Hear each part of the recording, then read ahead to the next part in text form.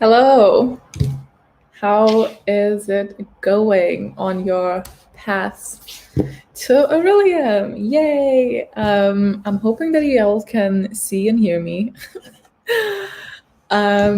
Just before I went live, my device that I'm using for the internet was completely dead because I noticed I'm not connected to that. And I realized it's not charging.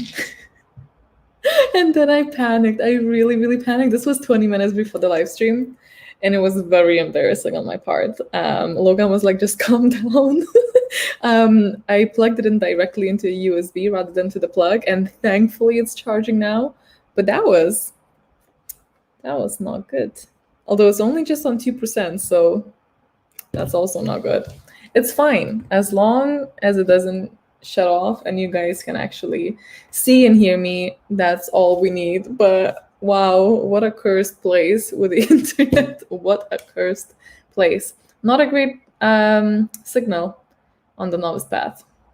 That's what we learned. Hello. How is everyone doing? What's even the time where you are?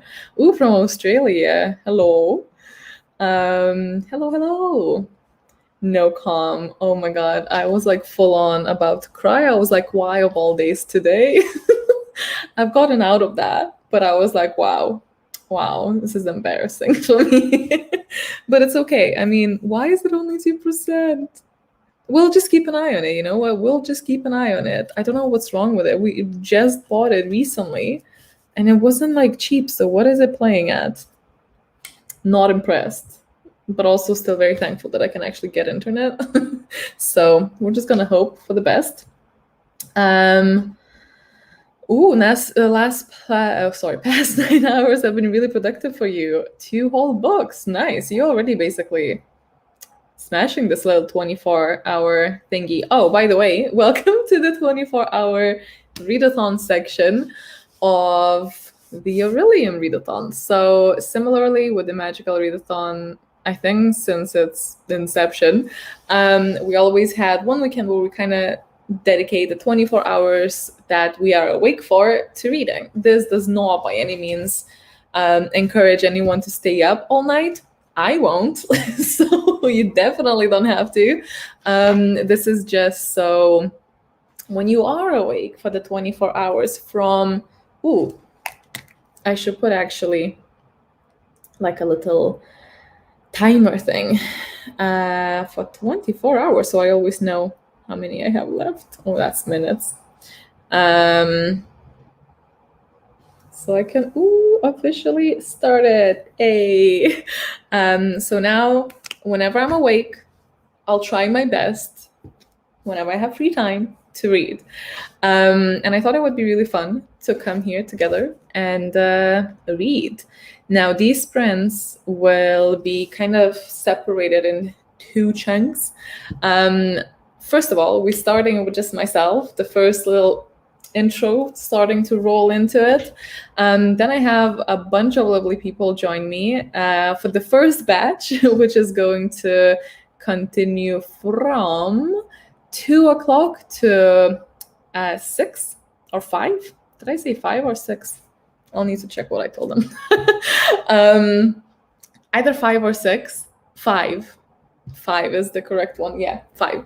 Then we're gonna have a little off-screen break, which is gonna last like 50 minutes, which could just as easily be another sprint for someone. But I will put a fun little banner that we're on the break. Hopefully, I don't even know if I can do that.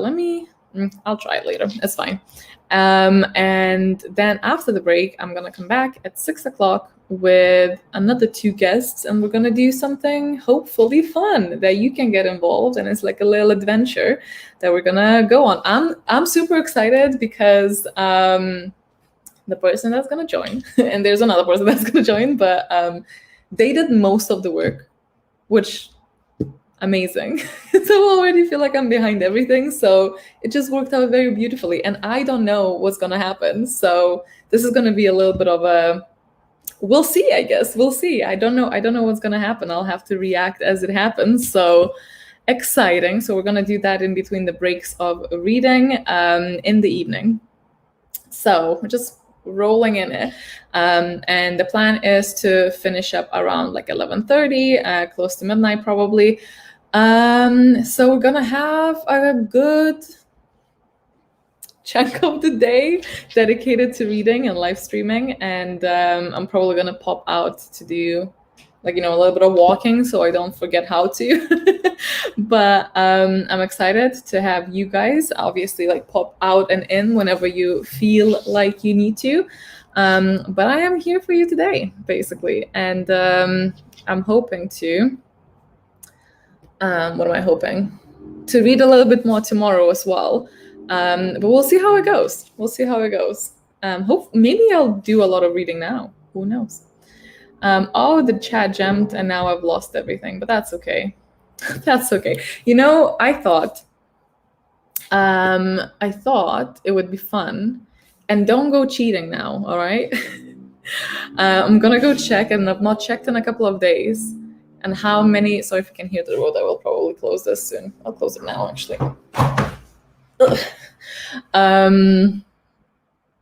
Guess how many books and how many pages we reached together.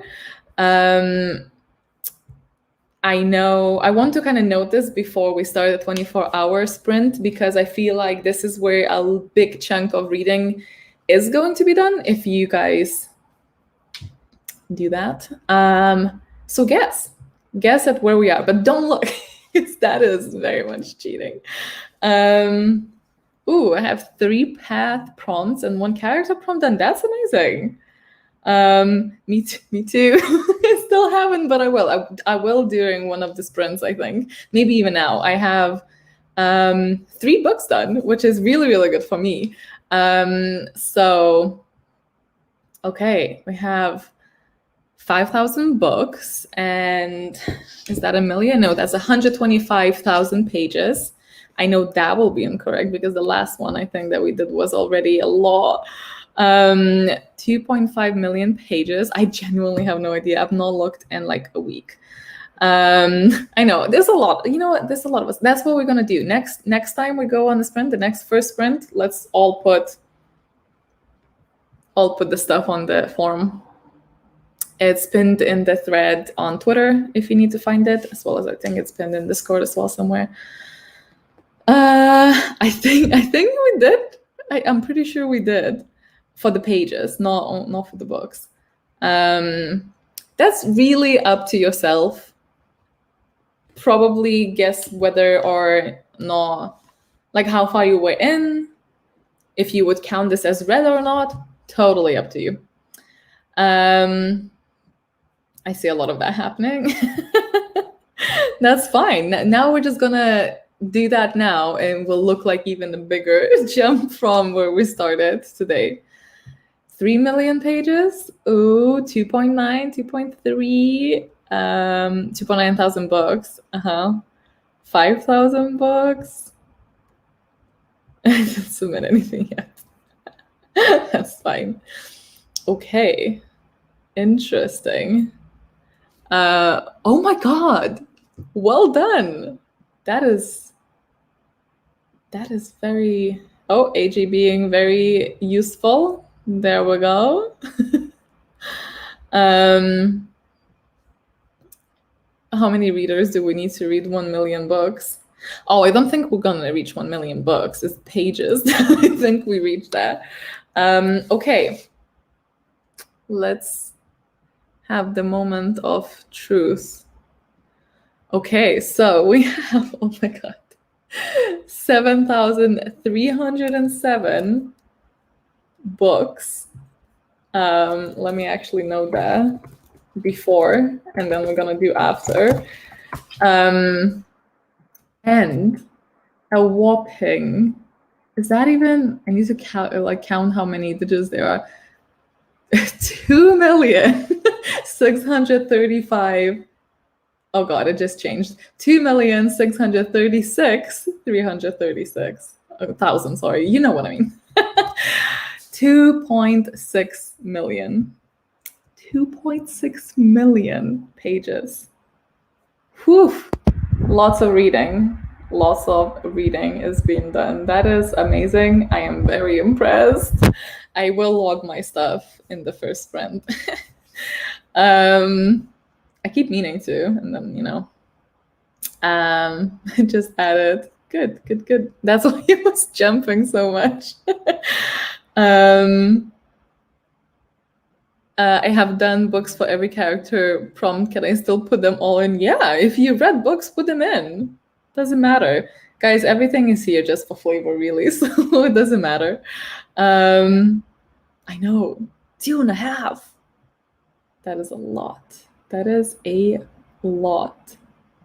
Definitely that. Need to add 2 more. Is this readathon just in your time zone, or is it 1 p.m. personal time zone? Again, like pretty much everything in anything that I host.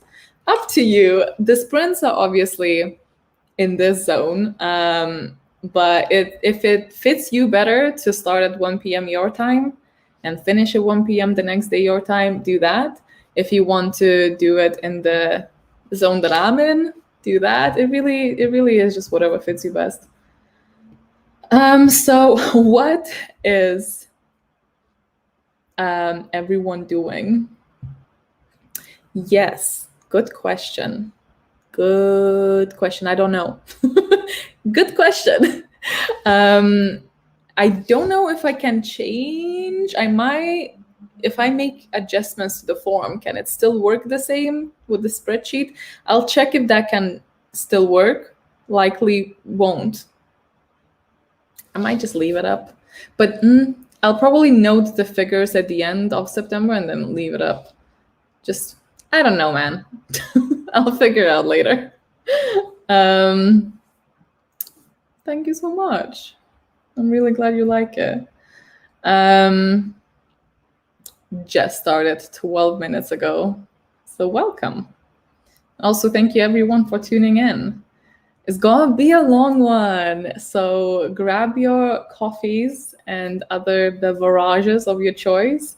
Maybe we'll move into something different in the evening. I think I do have a cider. That would be the first time I think of me drinking online and drinking in general for like last years.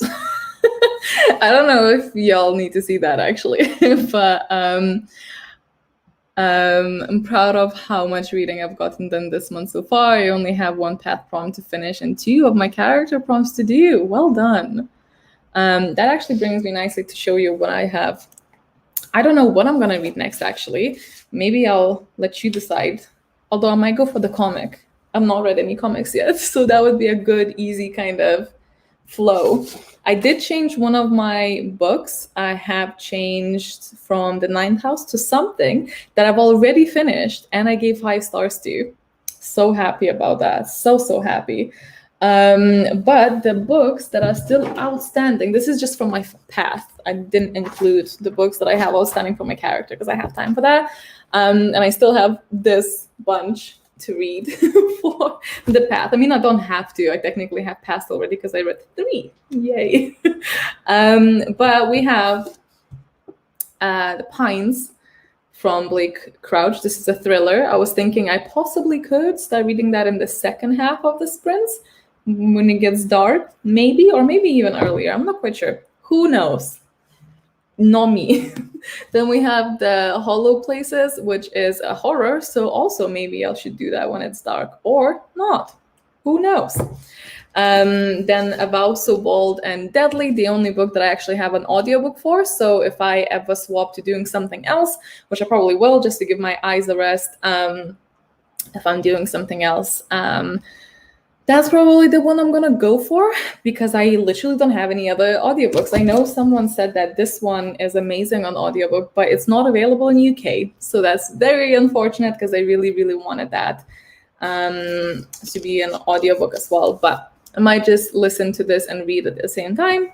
Who knows? And then I have Die Volume 2, which is probably gonna be what I'm gonna read now because I like reading my comics when it's still light outside so I can really see the colors, you know, not to strain my eyes as well. So I'm probably going to read this as well because it's going to be an easier start. And another one that was in the pile, but actually I don't need to read that because this was... Why is it here? I think it was like an alternative to Ninth House, but I already read something else for it. But if I wanted to, because this keeps... it's been years, it keeps being dropped off the TBR, so I don't know, maybe I'll do that as well. It's a day tripper. I don't know, but if not, then I really need to get to it soon because it's getting embarrassing. I've been getting a lot of embarrassing moments, so I don't need any more. So technically, I guess it's these 4. Maybe this way is better. So yeah, this is the one I'm most excited about for as well. I'm excited to a medium extent of all of these. I love the second one in the series, but I'm slightly worried that I might not be in the mood for it. But I really want to finish the series, so it's now or never, baby. So we're gonna do that, especially because that's the one I have an audiobook for, so it's gonna be a bit of a... I can mix it in with other tasks as well. So... I've been browsing the bookstore. Nice. We're going to start our first sprint in literally 4 minutes. It's going to be, I think pretty much all of the sprints I did like a little, if we can keep up to the schedule that I wrote down, all of them are going to be 40 minutes. I thought it would be a good medium between, well, times from other sides. But I thought 40 minutes is normally enough time to really get in the book or do something else if you had to eat dinner or shower or something else. I found them to be good. If we start talking for longer or shorter, we can obviously adjust that. But that is the plan. Welcome to the 24-hour readathon. I hope you are prepared. So what are you guys reading? Read Pines. Maybe I will. I don't know. I genuinely don't know. I know. I really, really need to read it. I don't know what's wrong with me. I think it's because I know it's gonna be like sad.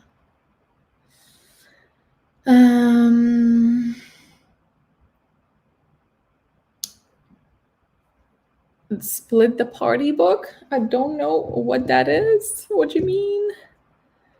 I don't know what that is, sorry. Split the Party. Not sure. Ooh, Good Omens. I've not read the book, but I've seen the TV show. Wow, what a reader. Yay, I'm so glad. I had a couple of people say that. I'm so happy that you guys did it. Such a beautiful comic, first of all, and then I also really liked the story as well. I have a soft spot for these kind of Jumanji stuck in somewhere else, like another dimension things. Sally Rooney won for a 5-star prediction prompt. I hope it goes well. All right. I'm looking just for a second. Ooh, another one that's high on my list. Oh, I hope you have a bit more luck with that than I did. I wasn't a big fan, but the movie was really good. Oh no, maybe it's time to change it to another book, you know? Even if temporarily. Nice.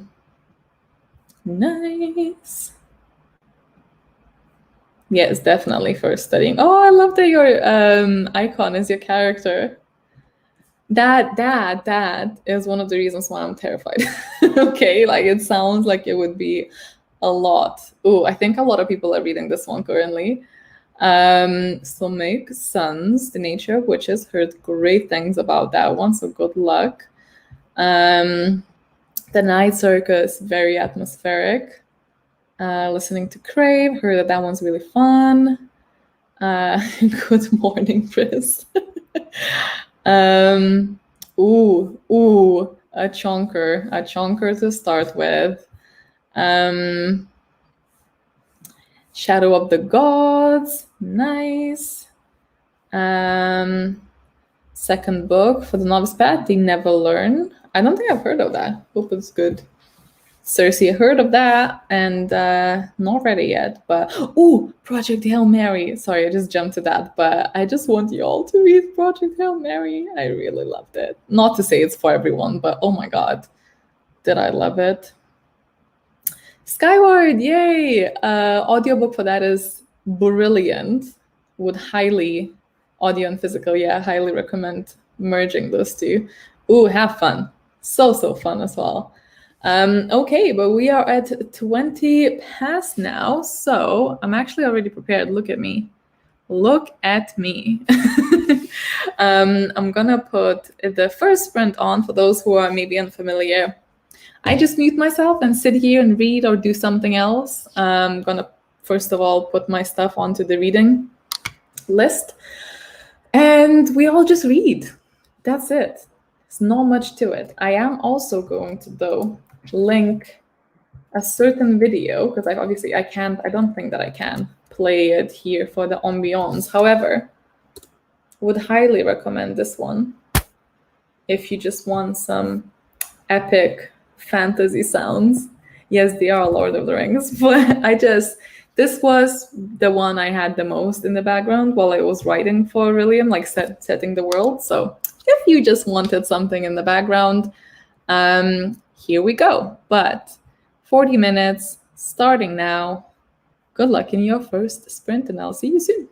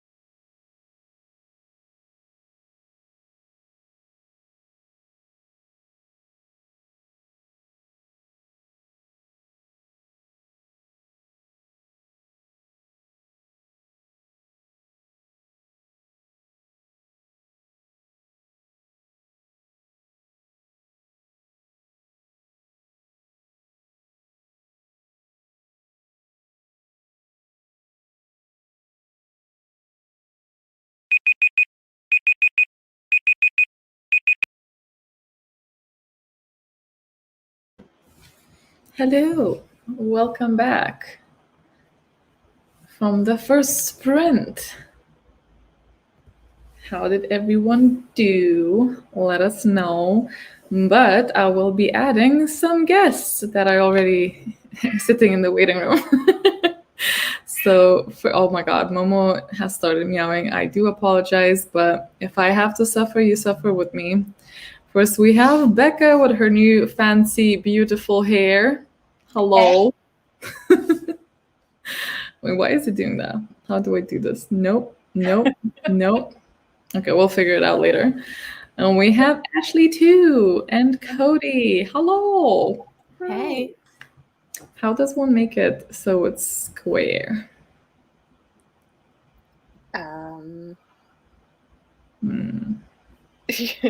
Click all of them until we're square. Oh my god, no. I don't think we need more people. It might not work with 4. It's fine as is. Now, there will be more, but they probably will just arrive a little bit later. How are you? Not bad. Good. Good. What you guys gonna be reading? Peace. Well, Oh my god, that is a brick. It is. I only have How much do you have left, Becca? Will we see you cry? this much. I think I'm already past the sad part now. Yeah, okay. I don't know if anything else sad happens, but sad things have already happened. Okay. More sad is all just sad. We also got Jade. Hello. Hello. Still making it not. You know what? It's fine. the square thing should work now, I think. If there's 5 of us. But then Hey. ooh, hey. Oh, I have a logo. Oh, sorry. Yeah. Well, let me take that off. How do I take it off? It's fine. I'll just I don't think I can, but I can put this one on. I'll just do this. There we go. That's fine. So I thought it would be fun to go through your characters if you have anything to say about them a little bit. Oh, Noria has joined, but device not connected yet. Nice. I think we almost. Momo has very loud opinions. He's just saying what his character is. Yeah, I am Mimo the Screamo. Efficiency and affinity in loud noises. Pause.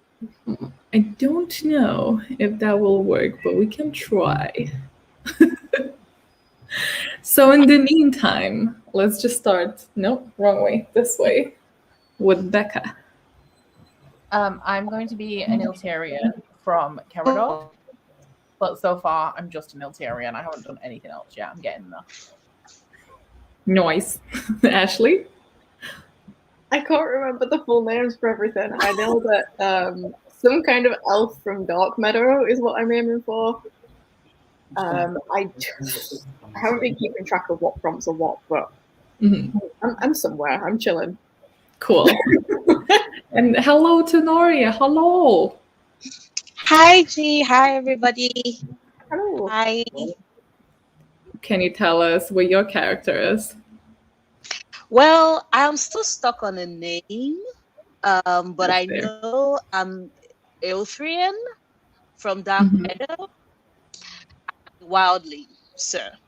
But the name I've not figured out yet, and I still want to write a That's fine. character backstory. The names are hard. I remember when we're making like any type of game characters, that is the part that I sit for the longest. And we got Jade. Hi, I am a Skymon who's had her dreams crushed.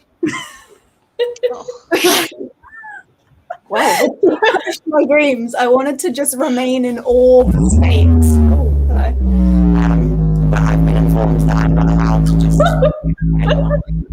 What has happened? That's Jake's car. Your voice just went into. Oh, you should watch this back. It's really funny. We'll come back. Actually, I can tell people I know what happened. Jade wanted to stay in her wisp form, and then I had to inform her that you can't perform magic of the sort that Orilium teaches if you're in the wisp form. But you can like go back in and then back in the body, you know, you can alternate.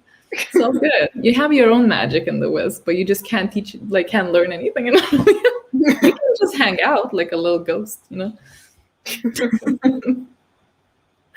And then we have Cody. I'm an Iltrian, or however you say it, from Dark Meadow as well, like Noria. But besides that, I haven't really planned anything else because I'm indecisive, and I feel like I'll not know properly until the end of the month what I've decided to call them and their backstory and everything. That's fair. And we have a lot of time for that either way. Just thought it would be fun to talk about it. So how is everyone doing, just in general, with reading in September? Horribly. Yeah, not so light, but we're getting there. We're getting there. I mean, hopefully we'll have a little kick today then. Yeah. And that'll help. Mm. I read books Do in I the still first sound like a robot? No, you No, you're good. I think it was just the car doing something to your device. I just need to go and move my car quickly. I'll be back in a sec. Okay. No bother. Okay. So Becca's reading Fool's Fate. Full-on emotional journey. Nice. Yeah, nearly at an end. I read 2 books in the first like half a week of September, and then I haven't finished a book since. So Very nice. I mean, that's like, first of all, Fool's Fate is like 3 separate books in length. So there's that. And second of all, it's only the 18th. You still got time. I got time. I'm hoping for some Yeah. magic at the month. Do I have time? I want to read 10 books, and I'm still on book 1, Oh, nice. which is fine. Going strong. Do you have like short ones that you can like tackle first? No, Oh, no. I have big books. I have big books. Do you want to like maybe swap them out just to like feel better, or we can just go with it, you know? Like it's just dying. I am sticking with it. I'm sticking with it. My character will not give up. She will not give up. I would like really hope that you do too to actually pass into Orilium, or we'll just like be one of those characters that got stuck in the mist and just never seen again.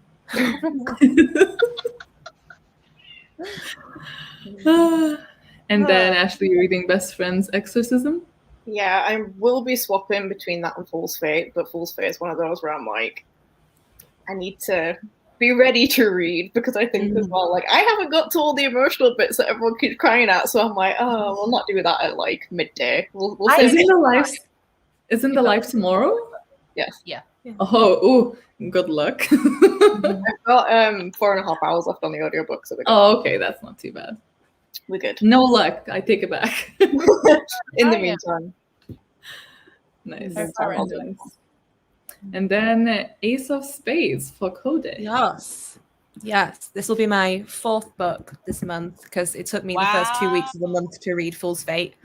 So I read Oh, that. that's really good. And then I managed to read like 2 books already this week. So like this week, I'm doing good. And I have like less than 200 pages of this. So I should be able to whack this out today.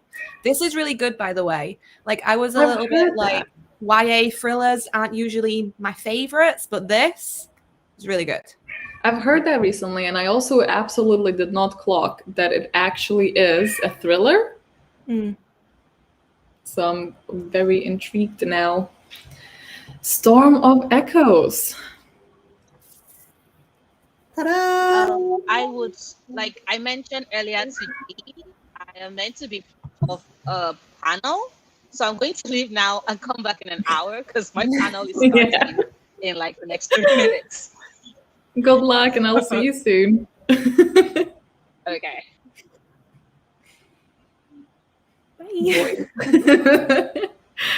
All right. So how far are you into the Storm of Echoes? 119 pages. Nice. How long did you stay up yesterday for? Till about 2. Impressive. That's very normal currently. So yeah. That's fair. That's very, very fair. Yes, it is. It is very much Momo meowing. He is absolutely not trapped. He has food. The litters are clean. It's just spoiled. That's it. No, I will give him another couple of weeks to like get used to the new place, but I have a feeling that he's literally just being a little shit. That's the suspicion. Apparently. I have heard. Yeah, the last one in the series, and I've heard that a lot of people think it's nowhere near as good as the other ones. So we'll see what happens. Not the last one though. Oh, that hurts. That hurts. Books tend to be honest. Books tend to be.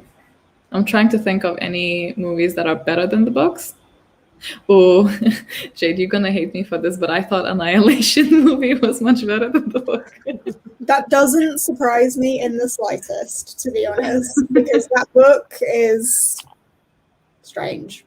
It There's is. quite a few, but I can't think of any now. Bridget Jones. I know people say Maze Runner often to that, but I've not read it, so I can't say. Yeah. No one will say Game of Thrones though. Oof. Oof. Oh yeah, here we go. Princess Bride. All TV shows are better than the books. So like the Gossip Girl and Vampire Diaries TV shows are better than the books. I will say I didn't even know that they had books. Yeah, they're really. Oh my god, I read like 9 books in the Vampire Diaries series. It was not good.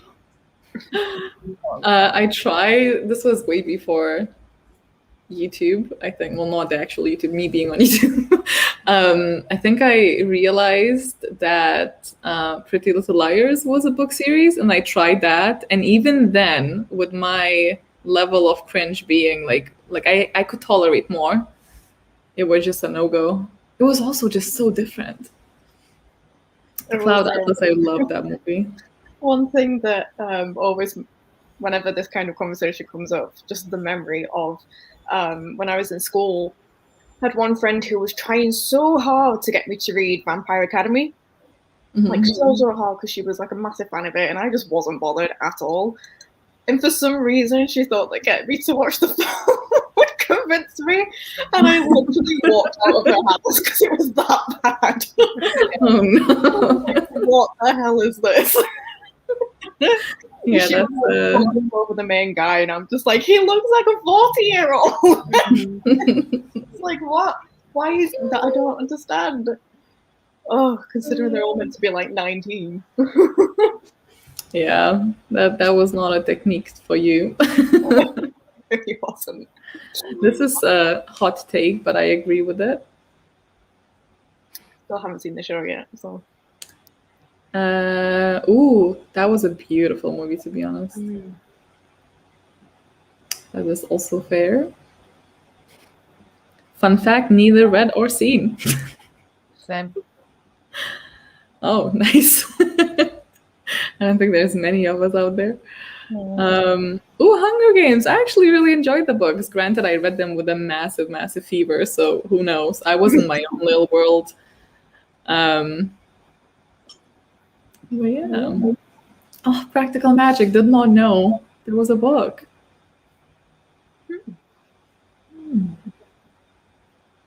Very fun. Magicians. Didn't know that had a TV show. I've heard that one is very different. Very different. The book and the movie are very different. But both very good. Agreed. I love the movie. I've not read the book, but I do actually have it. Maybe I should.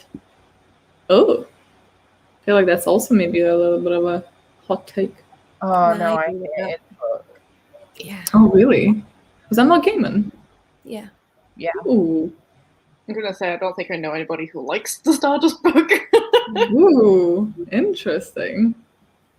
Caroline again did not know it was a book. Oh my god. Bowman again. That's also new. Yeah. Another one. I feel personally attacked at this one. Wait a moment. That's not a TV show, right? No. Just confused this all. Always got Maybe that's what they slides. were reading. So yeah. You know, Wallflower. I love that film. Probably I because William Levin's in it and Ezra Miller. They're both really good. So yeah, thank you everyone for tuning in to read with me and people. Hope that Saturday so far has been okay. Yeah. I really want to. I say this every single time, but like 24 readathons, I'm just like, come on, we'll go all out. And then it's like 2 hours in, and I'm like, okay, I'm gonna go one more. Well, fingers crossed. We'll be getting a sprint on soon. I think every sprint is going to be around 40 minutes. Oh my god. Wow. So tired. But yeah. Okay, so we can just get started with that. I'm just gonna reset it. And good luck. I'm gonna go murder a cat. See you later.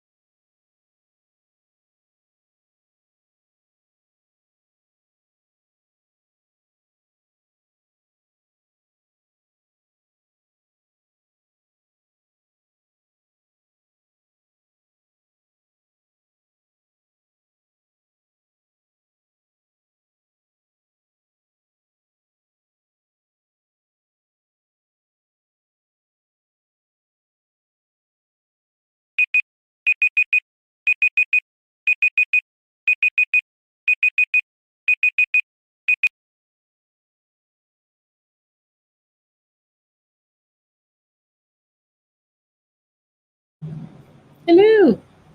Oh, Hello. How did it go? I read 22, so not bad for 40 minutes. Nice.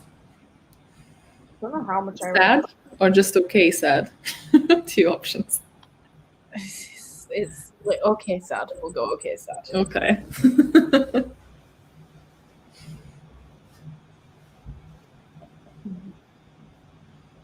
Yeah, I don't know how much I read, but I'm now like a third of the way in, maybe. Is it a scary horror or is it like a funny horror? It's the funny? Or just like... I don't know. I'm not too impressed by it, so I'm like, There's a couple of really grim bits in it that I don't think you will have got to yet. no. It's only just like really starting in the horror. What is it like actually about? Like, what's this notice? Like, I'm assuming a friend and like, an exorcism, but apart from that... Pretty much it. I think, did they go boating on a lake or something, and something really weird happens, and then other weird things start happening? But yeah, Thought it was in the forest. they go skinny dipping and she just like yeets herself into the lake and then goes missing.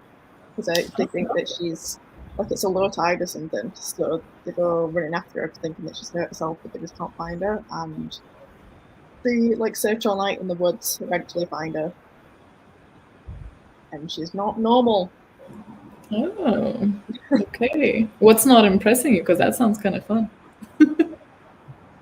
More the writing, and also it's just tedious because I'm just like I don't want to read like them in school. Like I'm just not enjoying it. It's very much just like Would you consider a DNF? yeah. Well, I would if it wasn't like I only have 3 hours on the audiobook, so I might as well just do it. But those are 3 hours you could be enjoying something else on. I could, Yeah, no. but also the idea of I've got 4.5 hours left of Fool's Fate, 3 hours of this. Fuck both out this weekend.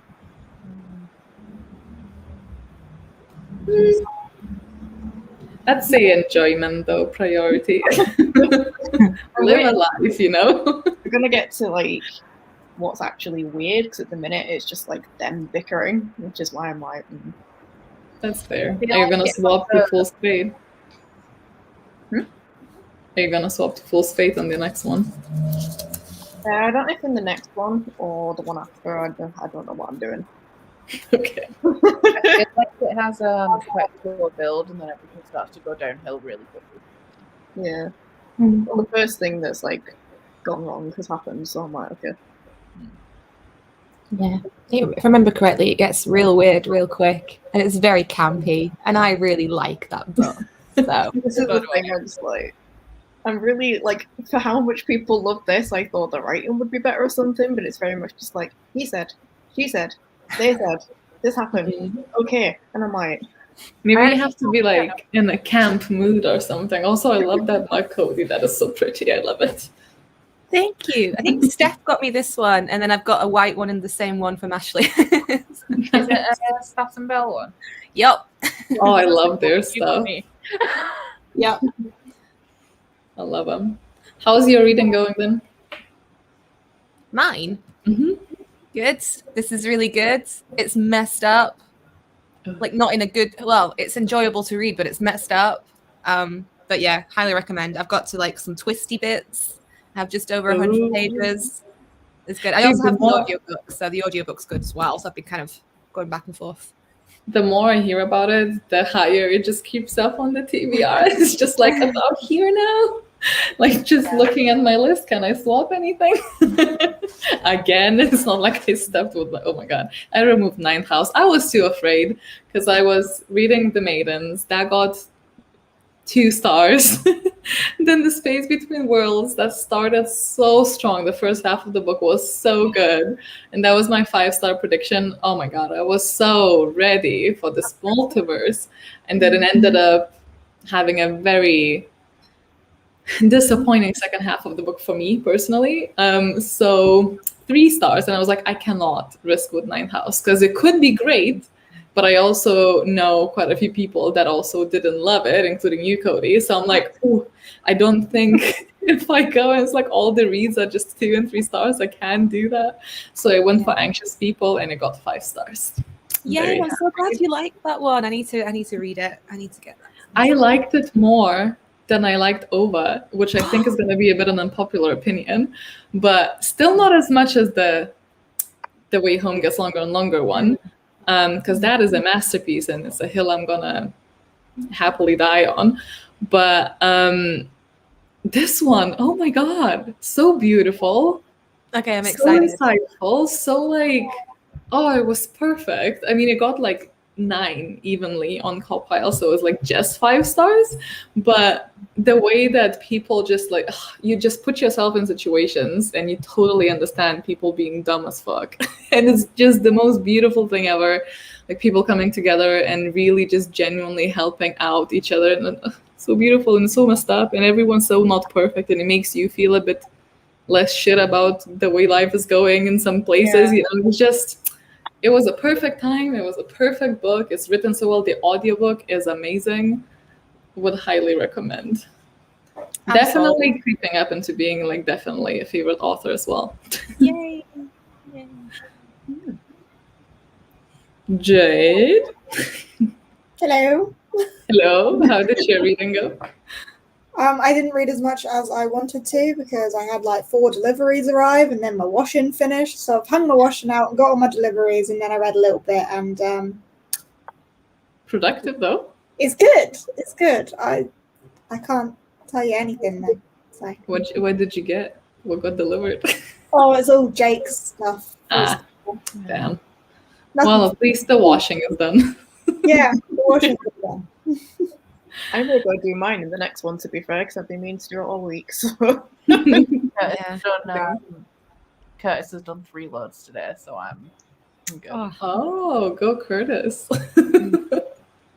I think that's gonna be tomorrow for me because this machine is very loud, so I don't need Momo and the machine going at the same time. I think it's a bit too much to handle. I was going to say I'm literally sat in the same room, so that plan went out the window real quick.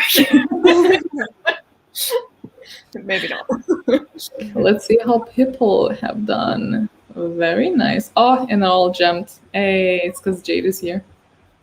With the chat. Okay, I've lost it all. Nice. People just being nosy, like me. Car parts. Literally, they're all car parts. Nice. Is it broken again? No, he just likes to switch it up.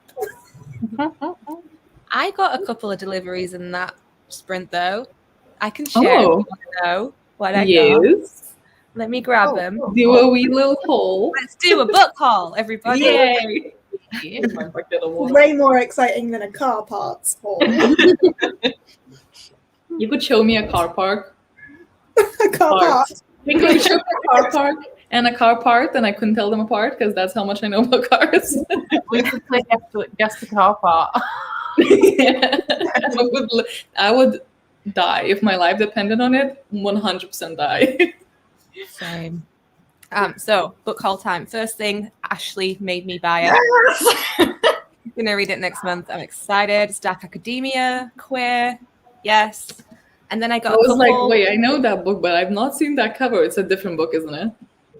Yeah. Yeah.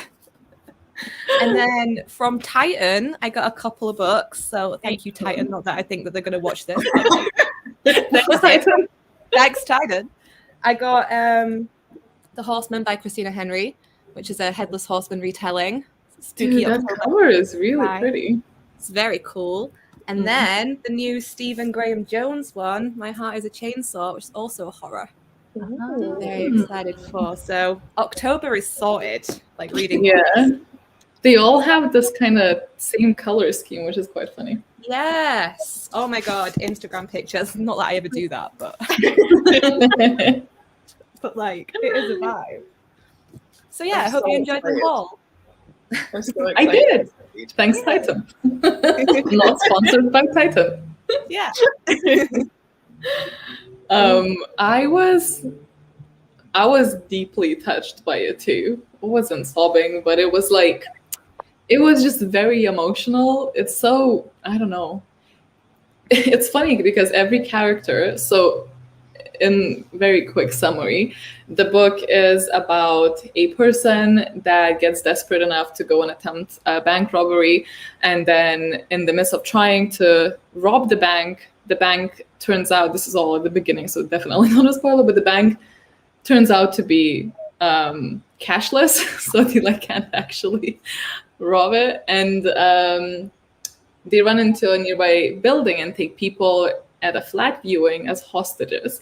And then everyone who is at the viewing is this strong, not like a stereotype, but it's like a true character, like in a cartoon, where all of their characteristics are so enhanced that it's almost humorous. So you have people that seem like they would be so unrealistic, yet they seem so real. It's really bizarre because they're just so much, and they're very chaotic. Everything is so chaotic there. But it's so beautiful because it's just read it. You know what? Just read it. It's beautiful. I realized just now that I didn't actually say, well, I mean, I've spoken about what I'm reading, but I didn't say how I was doing.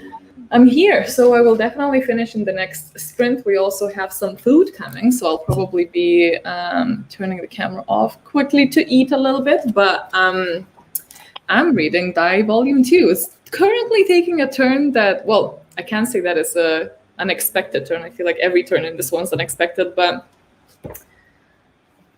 it's currently taking a turn that I don't know how to feel about. I don't think I love it. But I love what came before this, and even in the first part. But I have a little bit left. See how I'll feel. But it's this kind of Jumanji stuck in a game concept.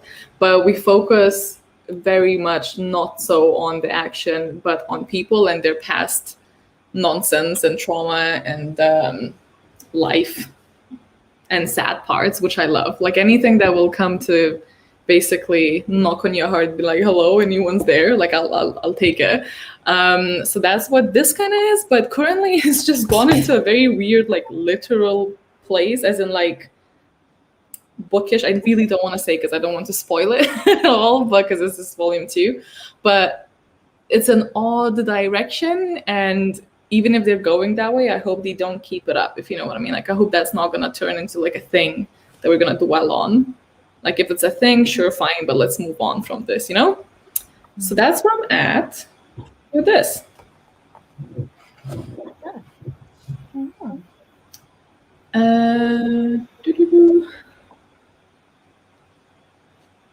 Some horror chat. I'm going to have the lovely ladies, who are, by the way, linked now. If you refresh the thing, the links to the awesome channels, please check out in the description bar. And we are streaming until 5. Then a little bit after 5, I'll say goodbye until 6 o'clock. And I'm going to come back with other people. We're going to continue until 11. That's the plan. Unless Momo decides that, that's not on. Disagreed. Yeah. As good as that, and at first it was slow, but now I cannot stop. I'm at 858% and hope to finish it today. Nice. Want to read a horror next month for spooky season, but I've never read one before. Does anyone here have any recommendations for beginners? Cody, take it. Yeah, I think it depends on what you're looking for. If you like psychological, a good one to start with would be The Yellow Wallpaper. It's a classic, it's short, it's really unsettling. But then depending on your gore level, if you like campy horror, I'll always say Grady Hendrix for Horror Store and My Best Friend's Exorcism. But if you like messed up ones that are going to leave you thinking for a while, like what? Paul Tremblay, I'd say Cabin at the End of the World, or A Head Full of Ghosts. Those would be my beginners' recommendations, I think. But there's so many. There's so many good ones. I don't know. It's hard. It's hard to depends what you like. Depends on your level of gore. If you like haunted house stories, etc. Yeah. What is the best? Hello. How was your panel? Oh, I can hear you. Hello? Can you hear me? Yes, I can now, I think. Oops. Oh, give me a second. Oh no. Internet problems can relate recently for sure. What's the best haunted house that you read? I liked Home Before Dark by Riley Sager a lot. That's the one that comes to mind first. But then, of course, The Haunting of Hill House is also a classic. Good one. What I recommend every Son time. of the Screw by any chance. Yeah, yeah, reading that soon. I'm excited. But yeah, I think It's only those are the only about ones. this big, it's tiny, so I'm just like, the 10 of the screw. Oh, and also The Shining by Stephen King is also a good kind of haunted housey one. Yeah. Well, it's a hotel, but still. I read The Yellow Wallpaper, which also is very, very short if you're looking for a really quick one. But I didn't love it. I understand the importance of it, though. I understand it. Can you all hear me now? Yes. I think so. Yay! How are you? How did the panel go? Oh, it was so much fun. It was a lot of fun, actually. Good. It's for FireCon, which is this convention that has like BIPOC creators and writers and publishers, and it's just a conversation about everything. It was actually really fun. Oh, good. Nice. I'm glad. Is your read Invisible Life of Addie LaRue like your thingy says? Yes, I am. Hold up, give me a second. Let me grab it. It's before.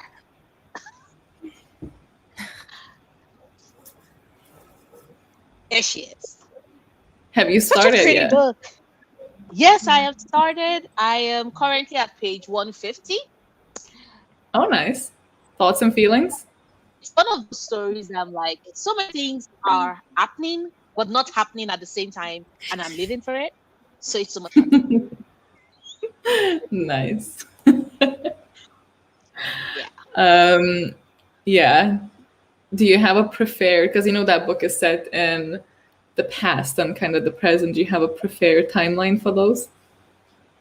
Interestingly enough, I actually prefer the present.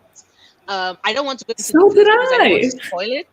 Really? Because I know Yeah. some people like the past, and I'm like, nah, but in the past, she was trying to figure out, the corners and boundaries of hers, and she was just needlessly suffering, and I just felt so sad for her.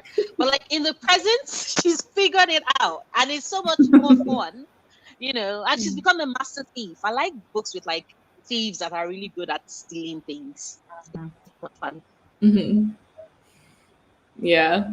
I was like, at first I really liked the beginning where she was when everything kind of happens and she makes the pact and stuff in the past. That was fun. Yeah. But after that, literally every scene in the past, I was just like looking how many pages I have until I go back to the present.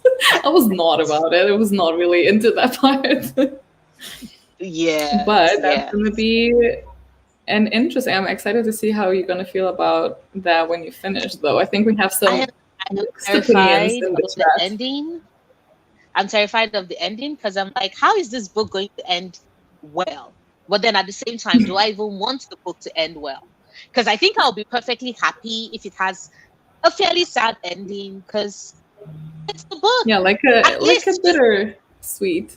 Yeah, it's a sweet ending. I'll take it. So. Yeah, I will say a lot of people, when I was reading, a lot of people said like that the ending destroyed them, and I think that set me up for failure because I was expecting like a wave of feelings, which I didn't get. But that's not to say that the end is bad. There's one thing though that really pissed me off about it, and that's why the whole like ranking dropped. But that's very much a spoiler, so I can't tell you now, but I will speak to you about it later. Was it the epilogue? Is that Sorry? Was it the epilogue that you didn't like the very last bit? No, it was something she did to Henry towards the end. I'll message you as well. Oh, Yeah, sorry. I ranted to you, Cody, I think. Yeah, yeah. When And I I was was like, something, I was like, I can't believe she's done this. Like, And in No, I know- usual I know a lot. fashion, I was like, I agree with you. Still loved it's it. unclear. Yeah. I love that. And I think Lulu was asking if there's any way to still access FileCon. I'm not Yeah. sure. It was so weird. I did not get. I wanted to get the ticket. They had to patch me on the back end because the tickets like sold out very, very quickly. Mm. So I don't think. I don't know if there's any way you can still access it. I'm sorry. Maybe they will, I don't know, make it available later. Sometimes they do that with panels, Yeah. hopefully. Maybe like on Yeah. YouTube or something. Yeah. That would be good. Or some of them. I would, if they mention anything, I would let you know. I would just like add me on Twitter and I'll let you know. I would ask the organizers like on tomorrow after the event is done. So they might create a way to access like the library of all the panels and everything else. Mm-hmm. Very nice. Like there's so many I love that you love it. mixed opinions.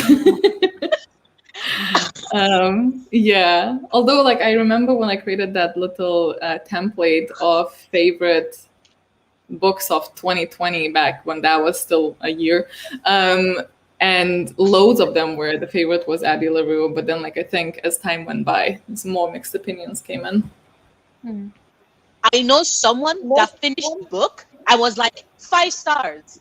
And then I spoke to her 3 weeks after and she was like, oh, 3 stars. And I'm like, I don't understand. It was 5 stars 3 weeks ago. And I'm like, yeah, I thought about it. It's a 3 stars. That happens sometimes. It doesn't happen to me often, but sometimes you know, a book hits differently when you read it and then you like sit on it and then you're like, oh.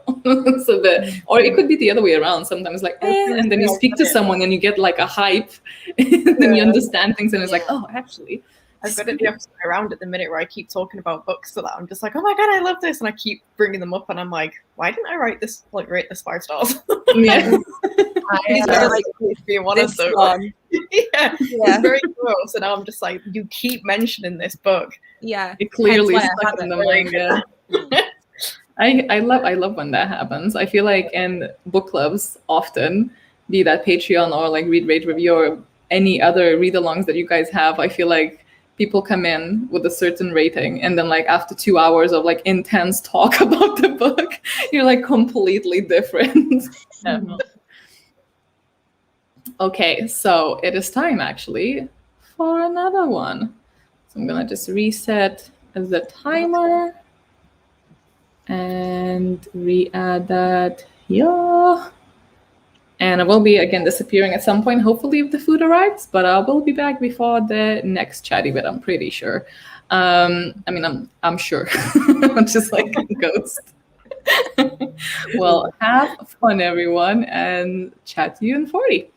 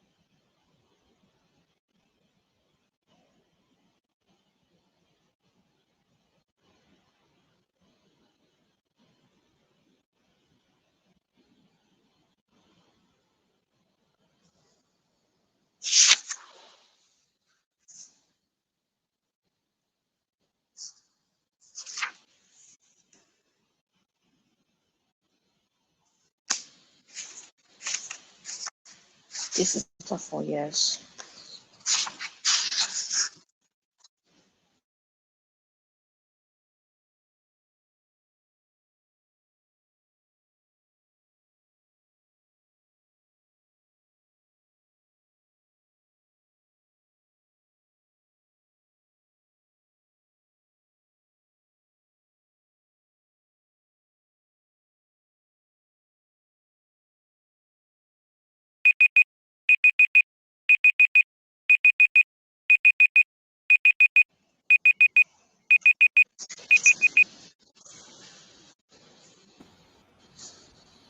Hello.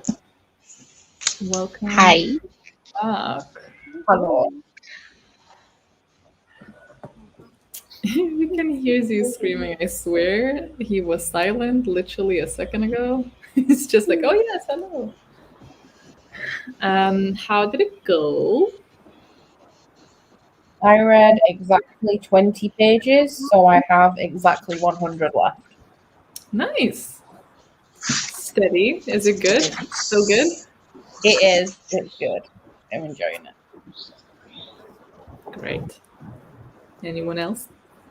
I read a chapter and then just stopped because I was like, the chapters on the audiobook for this are like an hour long each. So I was like, I'm just gonna wait.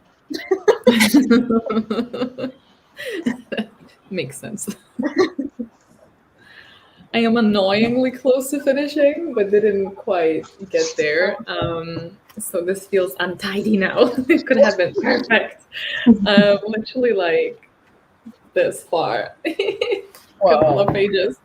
But we had our McDonald's, the super healthy food choice. And so that was most of it for me. And then I read a little bit. I don't know how I feel about it, which saddens me so much. The first half was great, and I don't know where it's going now. But yeah. How is the Invisible Life of Addie LaRue? It's going well. I read 35 pages. Yay! Good, yay! Which is cool. I'm still here. I thought I was at like page 50, but I wasn't. I was at 128. I think it's always interesting that I'm not sure. There's the mystery of Addie, yes, but I am more intrigued by Henry's story. And I don't know if I'm the only one, because I'm like, I have questions. Who is this person? Who is this guy? I don't know things. So right now I'm reading, not because I want to see how Addie's story plays out, but exactly what is Henry's. I'm talking that at the moment. Yeah, I can't remember. We definitely learned more about him. I thought you were gonna say like, "Oh, I just care about the Dark Daddy." It's like, don't we all? That's But- too there. That too. Yeah. That too. What about you guys? Jade, Cody. Yeah, like 30 pages ish. It's going. I don't know because I was listening to the audiobook and doing the pots, but it's good. It's very good. Still messed up, still great. But yeah. Can you summarize for us, Jade, the premise of the series? Obviously, this is the last book, so you can't talk about the last book, but the overall series. Follows a girl called Ophelia. So in this world, it's all separated up into arcs, and these arcs are like floating islands. And each arc has a family spirit, and the family spirit has a power. And everyone on that arc is a descendant of that family spirit, so they all have elements of that power. However, all of the family spirits have got severe memory issues. They can't remember anything. Like, their memory goes almost immediately, so they can meet someone and then forget about them immediately. And Ophelia, our main character, is an animist. She's from Anima. Her powers are to be able to read the history of objects through touch, but also to be able to travel through mirrors, hence the mirror visitor. And she is kind of sold off in a political-ish but very mysterious marriage to a guy named Thorn from a snowy, distant arc, where their family powers are all very violent. And she's kind of thrust into this world of backstabbing and mysteries, but also working out what is going on with the family spirits and the memories and why the arcs are seemingly self-destructing. Very nice. I love that both in Addie and this, obviously, there's lots of memory issues going on. Cody, can you tell us the Ace of Spades kind of premise? Without, obviously, it's a thriller, so.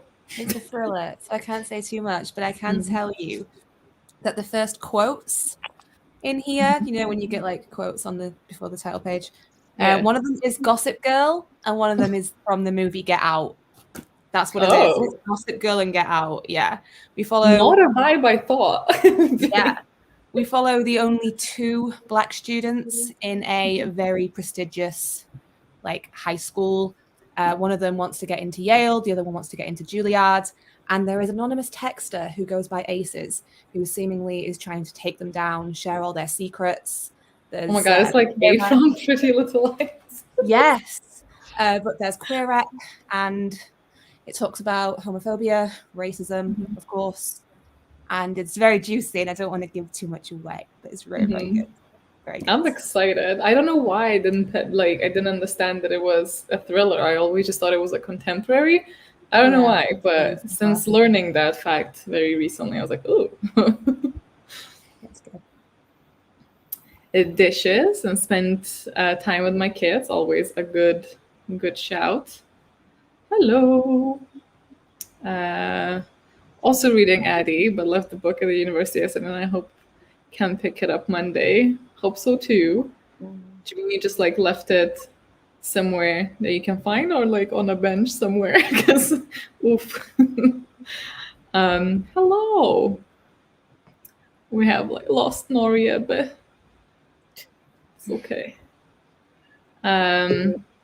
We don't do memory here. No. Reading The Witcher. Oh, I'm so excited to watch that animated movie. I've still not seen it, but I'm very excited too. Hello. It's so good though. Hi. Sorry, my internet tripped up. It's totally fine. Hello, just got here. Welcome. I hope you will enjoy the sprints. But I almost didn't recognize you, even though I've already seen the bangs. I don't recognize myself when I walk past a mirror, so it's going well. Oh, that's a bit jarring then. Yeah.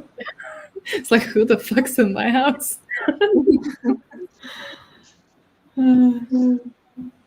Backstabbing and mystery sound like a family. Nice. Shots fired. Just joining. Hello. Really behind on Fool's Fate and trying to get it ready, ready for Elderling along. I feel every time I feel like I'm gonna have a stroke trying to say it. Elderling. You got this. There's still time. You know. I say that though. It is a bug book. I feel like that when I dye my hair. I think it always takes a little bit. Oh yeah, a little joke from yesterday. Oh yeah. Oh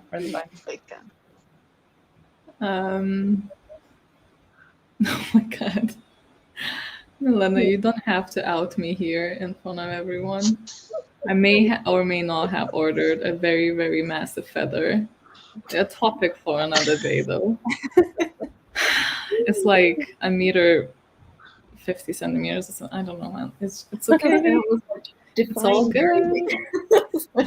About as tall as me. It wasn't a mistake either. Like, I can't pretend that I didn't do it on purpose. Like, I did it 100% on purpose, but it was a choice.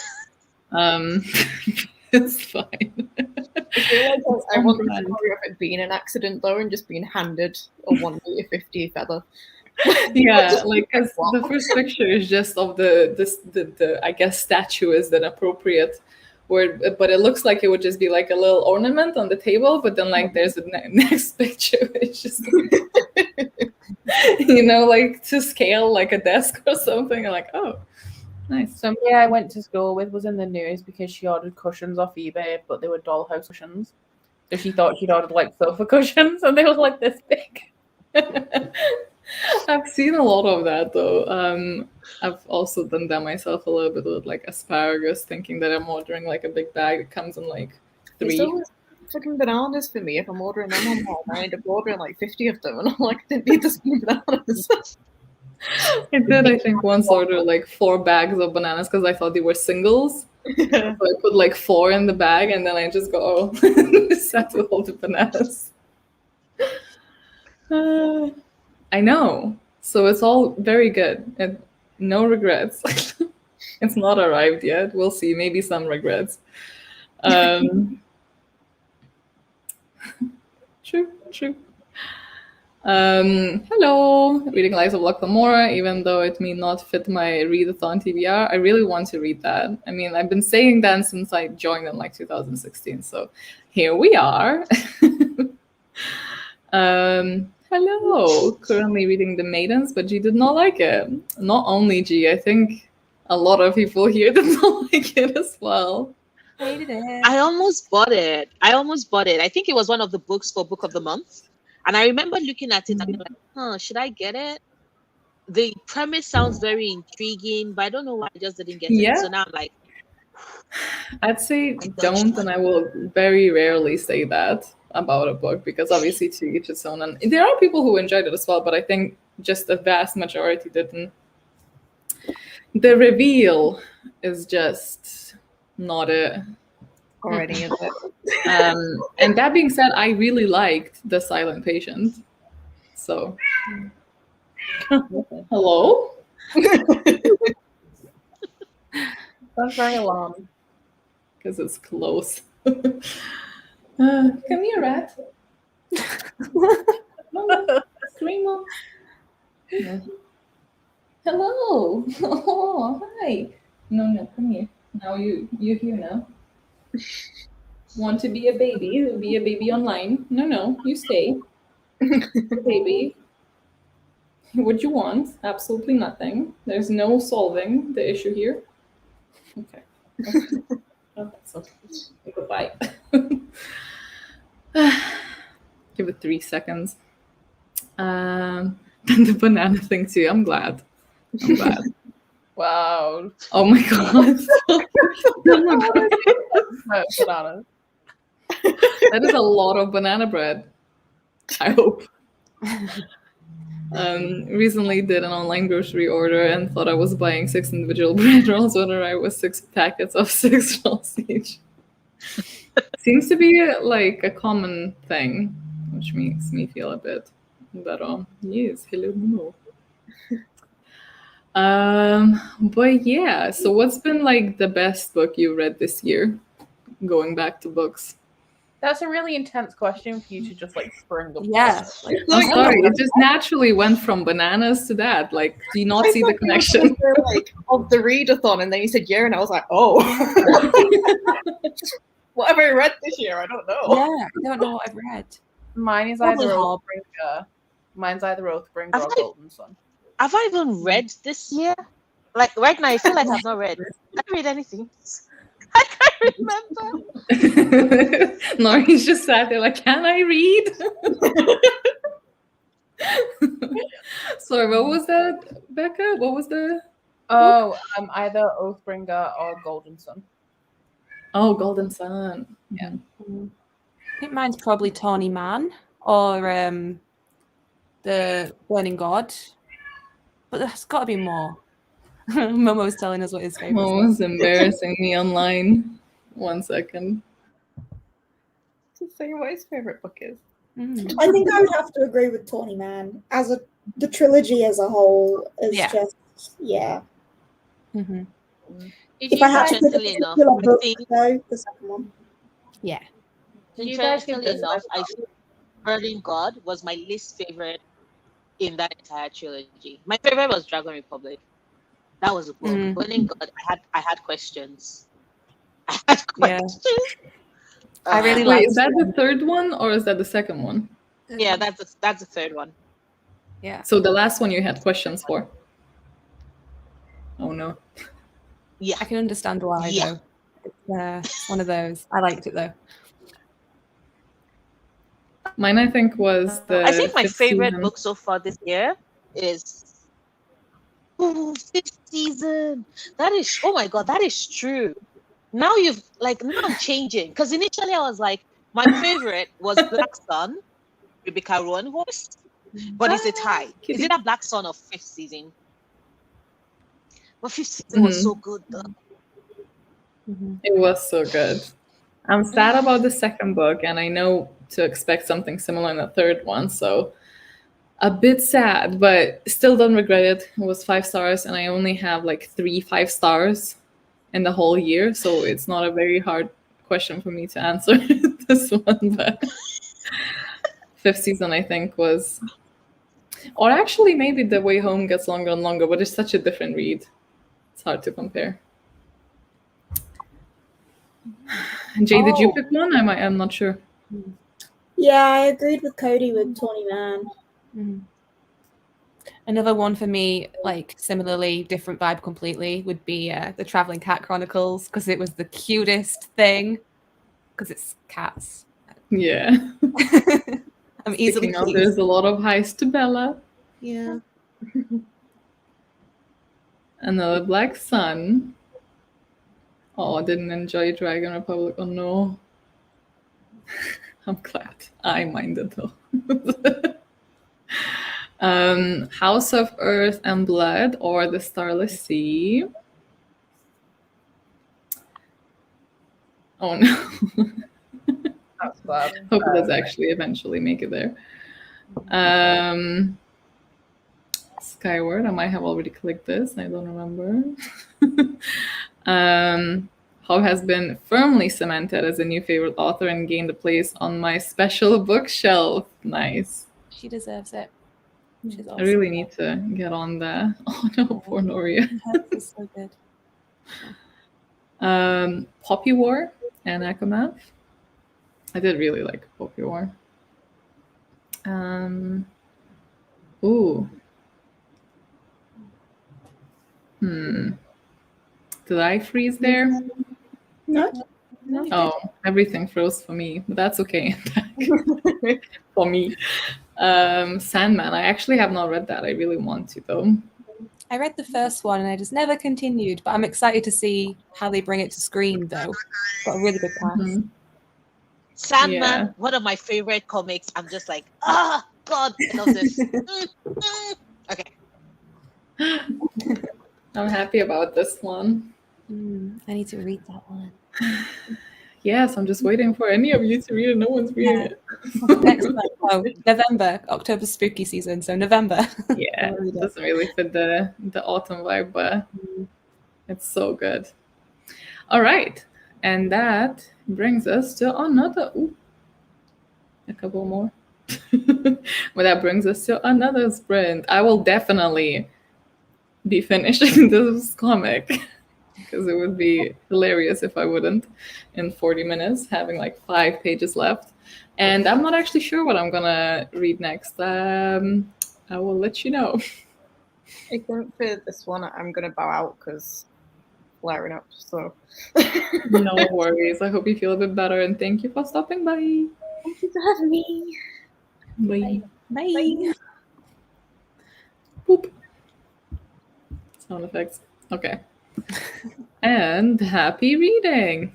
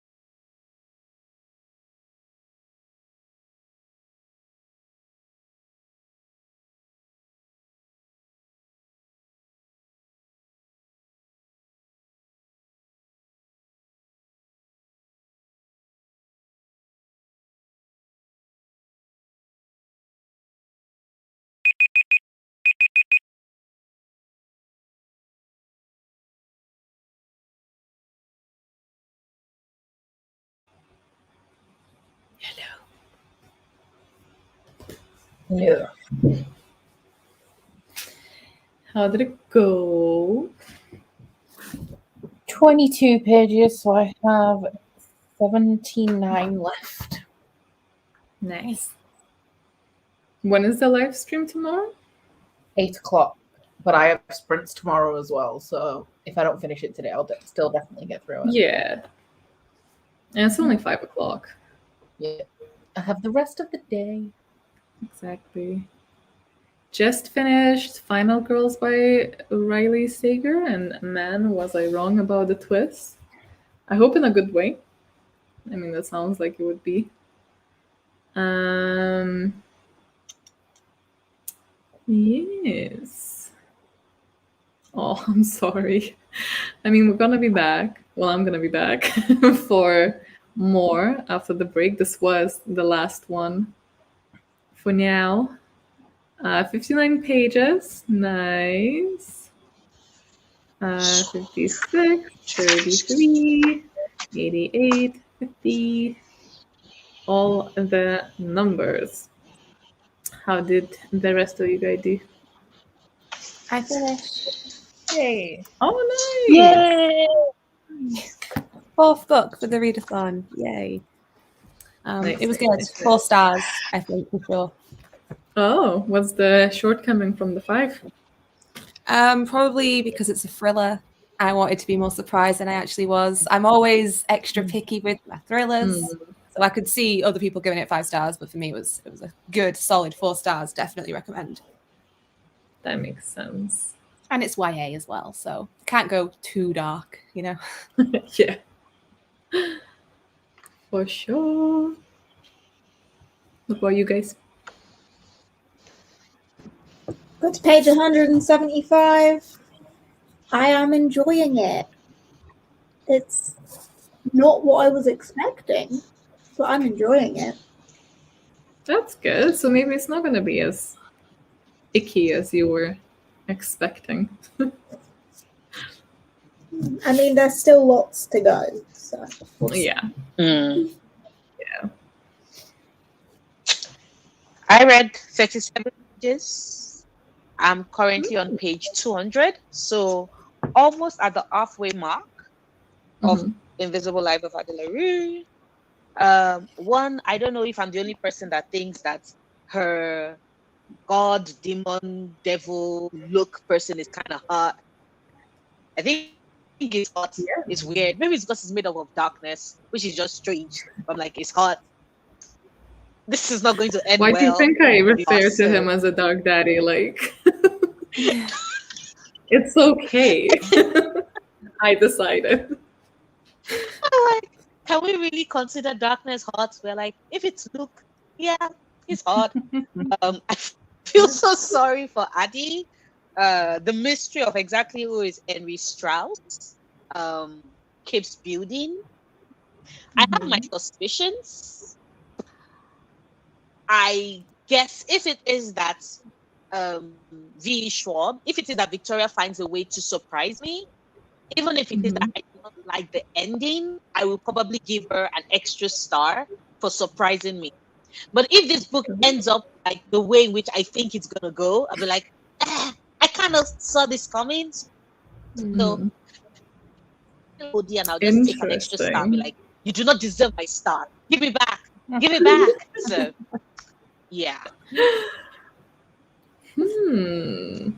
Interesting. I'm very intrigued.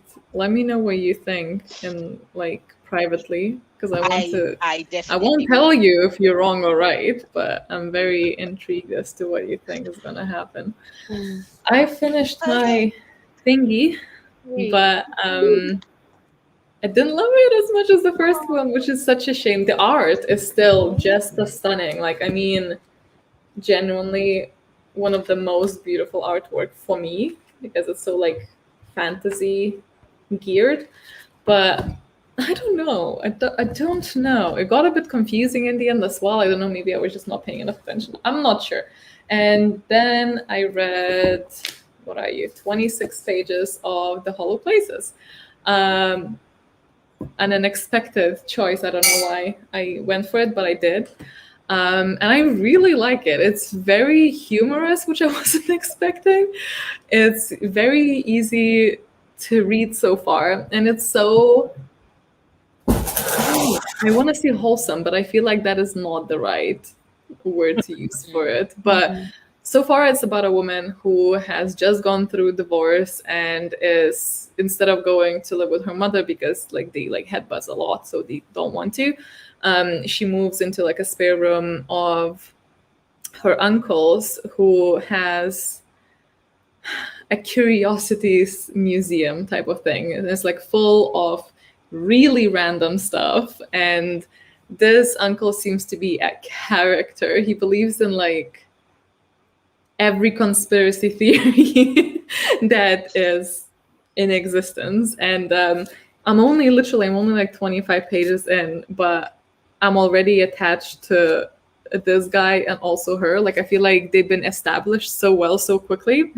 And I like that because you guys know I hate beginnings. I hate putting in work. I just want to enjoy it already. And when books do that, like the 5th season did that for me, I was really quickly into it. And because like it makes you, I don't know, not like necessarily like relate, but it makes you understand the character really quickly. And same with this. And also very, very easy, humorous type of thing. But I know this is a horror or supposed to be a horror, so we'll see. We'll see how that meshes. Yeah, I'm going to be keeping an eye. Like, I'm going to be interested in your thoughts because I'm like itching to buy it just on what you've said. But I'm like, no, let's wait. Let's wait and see what she thinks by like the I am very, very happy with it so far. The writing style is just effortless. Like you read it, it's beautiful, but it's not hard to read at all. And that is my like sweet spot. When it's still beautiful, but like it's not, you know, I don't know, it comes across really natural. And another thing, which is maybe making me a super lazy reader, but it's a lot of dialogue. And I love that because I hate when paragraphs go on for forever. And this is like lots of dialogue, which suits me well. I think that's why I like Themis Files, even though it's technically still paragraphs, but it's all told in like interview thingy. That just helps me. Okay, well, it's in my basket, and then we'll see what you think by the midway point, and then I'll check out if you're still feeling good. Straight in my basket. Yeah, no, I think it's I don't know where it's gonna be interesting seeing how this kind of humor will mesh with something that's supposed to be, I don't know, I don't want to say horror. I don't know if you can truly have horror books. This is like a discussion for another time, but it's supposed to be scary, right? Or supposed to be like spooky, but then it sounds like horror often goes with humor. So it's, but then like if I'm laughing, I won't be scared. So it's an interesting take on a direction, I guess. So interesting.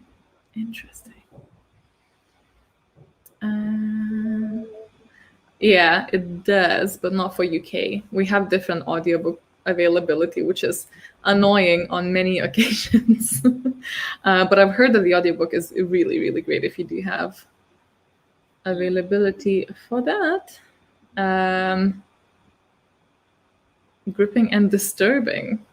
I am very excited to get to that point. I can kind of guess where it's going because of the museum and the weirdness that it has, but so far it's just kind of like wholesome and relatable and funny. But yeah, I think that is it for this section. So thank you guys so much for joining. Again, the ladies are linked. Everyone go check them out. Or you failed, Aurelia. Yes, thank you for having us. Thank you. Okay, so I am going to put a banner that says that I am on a break, but I will be back in 49 minutes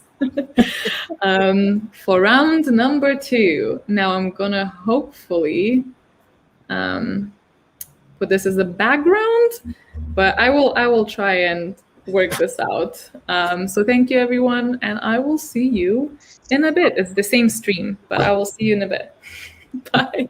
Bye.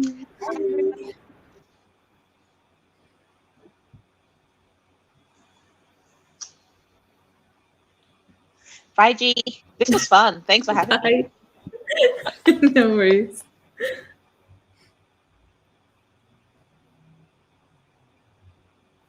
Will it let me leave without ending this? That is the question.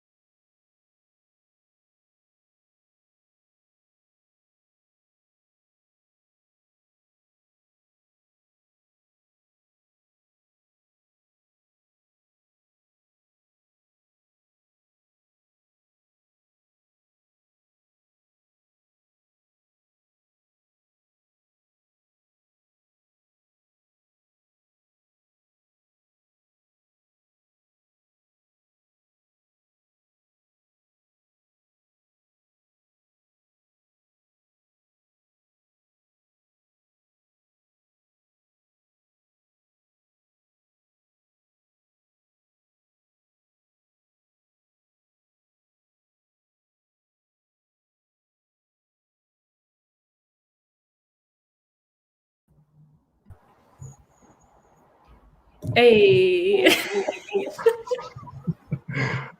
Ah, Is that Hagrid? hello there. Can you? I was just laughing at Logan. Can you even speak? Of course I can speak. Oh my god. Oh my god! I love the little Earthling spots. Nice. Mm. Mm. I think this is an appropriate reaction to our comeback. Now you know why we needed the break. We had to manifest this beard man over here. Oh, And his lovely frog. It's already like, whoops, wait, what did I just do? I like how in our cursed manner, AJ was just having internet issues as well. It's just, Yeah. Is it okay now? I've switched devices. I will fix that in the break, hopefully. The frog, the real actual star of the show, clearly. The bog frog. Not The only frog is it a here frog, to host the rest of the readathon. does it speak? I see you deciding. Okay. Oh god. Oh no. Perfect god pets a bog frog. Also, I am hoping, right, that when I speak, you cannot hear me through Logan's mic, and when he speaks, that you cannot hear an echo. Okay, good. No, we're good. Good. Mm. I'll try not to screech, although I feel like I won't be the issue in the screeching category. I assume my internet is fine as well. I don't know why the devices are in the exact same place, but one of them is like, no, there's no internet here, mate. Sorry. Love that for us. But yes, welcome back, everyone. I'm here as G, but also as Devanthia, whose name spelling changes every other day. But we're gonna just go with this. I should check what I put in the video, but I have a feeling it's not exactly the same, but it's fine. Then we have Logan as like very concerned. Pronounce your name yourself, actually. Jacques Brickendorf. Okay. I feel like there was something going on Arthurian behind bog the frog herder. what? Arthurian bog frog herder. Okay. A herder of Arthurian bog frogs. We need one of those like cartoon mouths through the beard so that we can see when you're actually speaking. Well, I can do that. I can do this. Oh yeah. Nothing happened. Yeah. Nothing, absolutely nothing happened. Oh my god. I can try very hard. I can do that. That might have been the wig that you actually bought, though. There's a Hagrid wig, but I've had to part it. I parted it on one side so it can look like the art that I did. It's a fashionable Hagrid. Mm. It was very difficult, surprisingly difficult to find like a man wig for like a dwarven type of. Yeah, apparently. Yeah. And also, I think that Jack is missing horns, but is what it is. I know I can't do them as we do. I wonder what sort of, you know how in the announcement video, the algorithm or the YouTube gods or whatever thought that I was speaking Dutch. I wonder what's going to happen with the subtitles for you, Logan. If it's anywhere near accurate, it will just come up with incoherent mumbling. If you guys will actually have difficulty hearing him, we will probably just debeard you. And we also have AJ. You can't just threaten a dwarf with that. I don't even think it's the beard why I didn't understand that. Oh yeah. And what's your character name? Oops. My name is Cordell Humnug. I am an earthling looking to attend Orilium to study the culinary arts of magic, the magical culinary arts. I am a bit forgetful, so I do need looking after just a smidgen. Very nice. So when do you want to tell people what's gonna go like what the Yes, but beforehand, is there a Devanthia? Is there a Devanthia accent? Can I hear an attempt? No, she just speaks very gently. I can tell you a little bit more about her later, but she's just like a gentle, very kind of not like slow, but very she's not in a rush. Let's just say that. Sure. Yeah, so in this block of reading sprints, something a little bit different will be happening during the breaks. It's not D&D, but it's D&D like D&D light. Yeah, sure, I'll take Pippin. Cordell also doesn't have his reading glasses, so he might not be able to see all of your comments. I was literally saying this before. I was like, well, apparently Devanthia wears glasses because I always had contacts, but I cannot read for shit with my contacts. So yeah, no, this is. See, I did. Previously, I did. I had my because our HelloFresh up. Oh no, our HelloFresh delivery. Okay, not I can deal with this.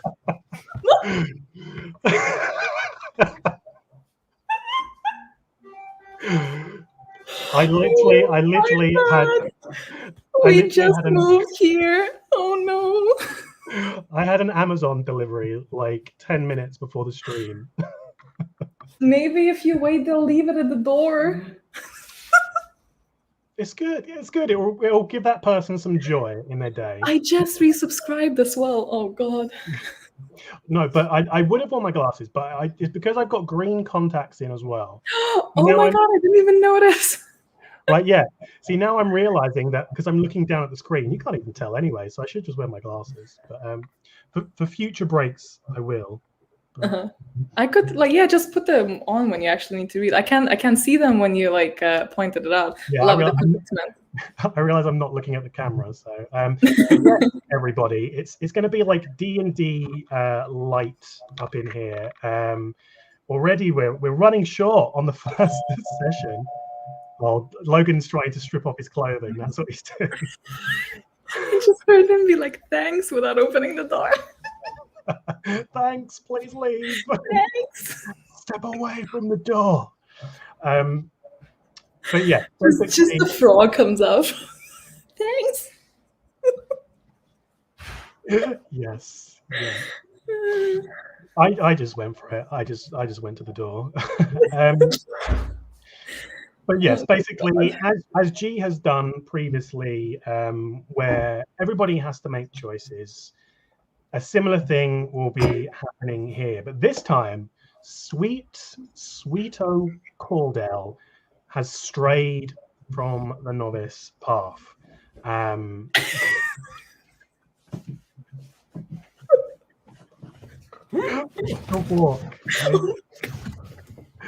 Wow, is there a face there? There it is. There's the face. That's actually me out of the shower. Oh my god. Incredible. Okay. Did you give the HelloFresh delivery man a full view of your outfit, Logan? No, I waited until I could see at the end of the hallway. The elevator doors were closing, so I opened at that point. Yes. So basically, as G normally does, and as you guys have done with your investigating the fog and the tree and the ruins, it is like a little scenario that's going on, and the characters will have to they won't be on motorbikes. That's not a part of the world. But basically, the difference being that this time you guys won't be making the choices that's happening live. It'll be Devanthia and Jacques. What everyone in chat will be doing is choosing how the path reacts. Basically, what these two lovely people will be responding to in the next break from reading sprint. So you will choose how to punish them, basically. Oh no.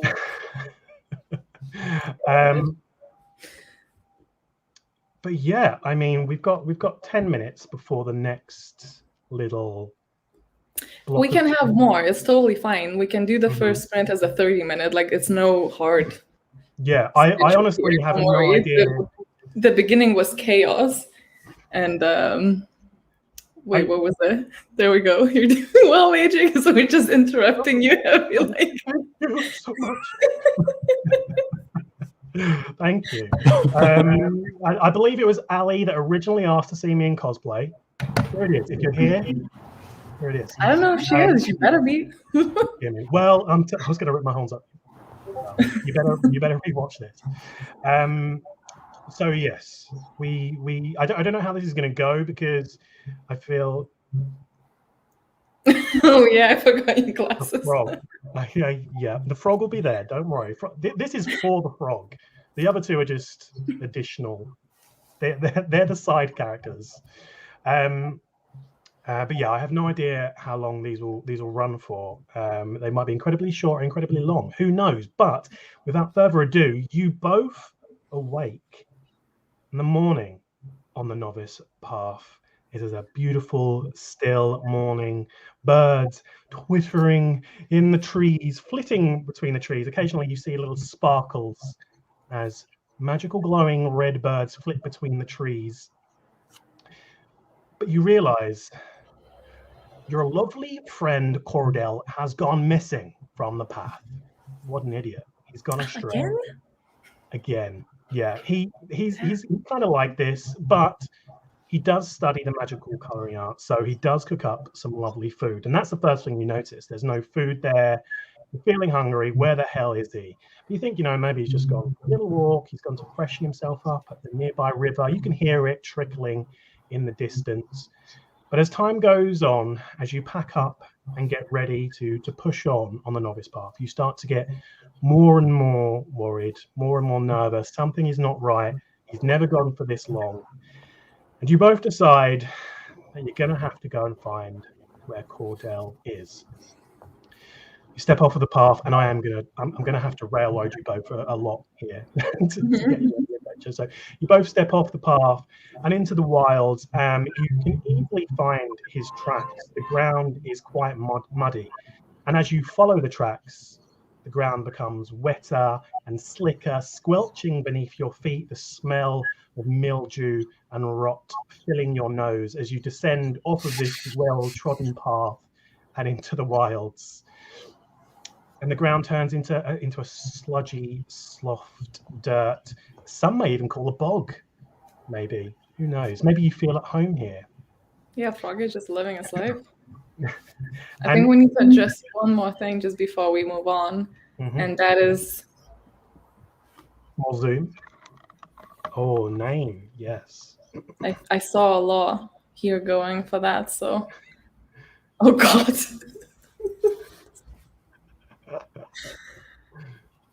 Jacques, name the frog. Or do you want to ponder it for the next break? I'm thinking either Slippy because he's slippy, or Lumpy because he's lumpy. So. Oh, he's a pleasure to hold.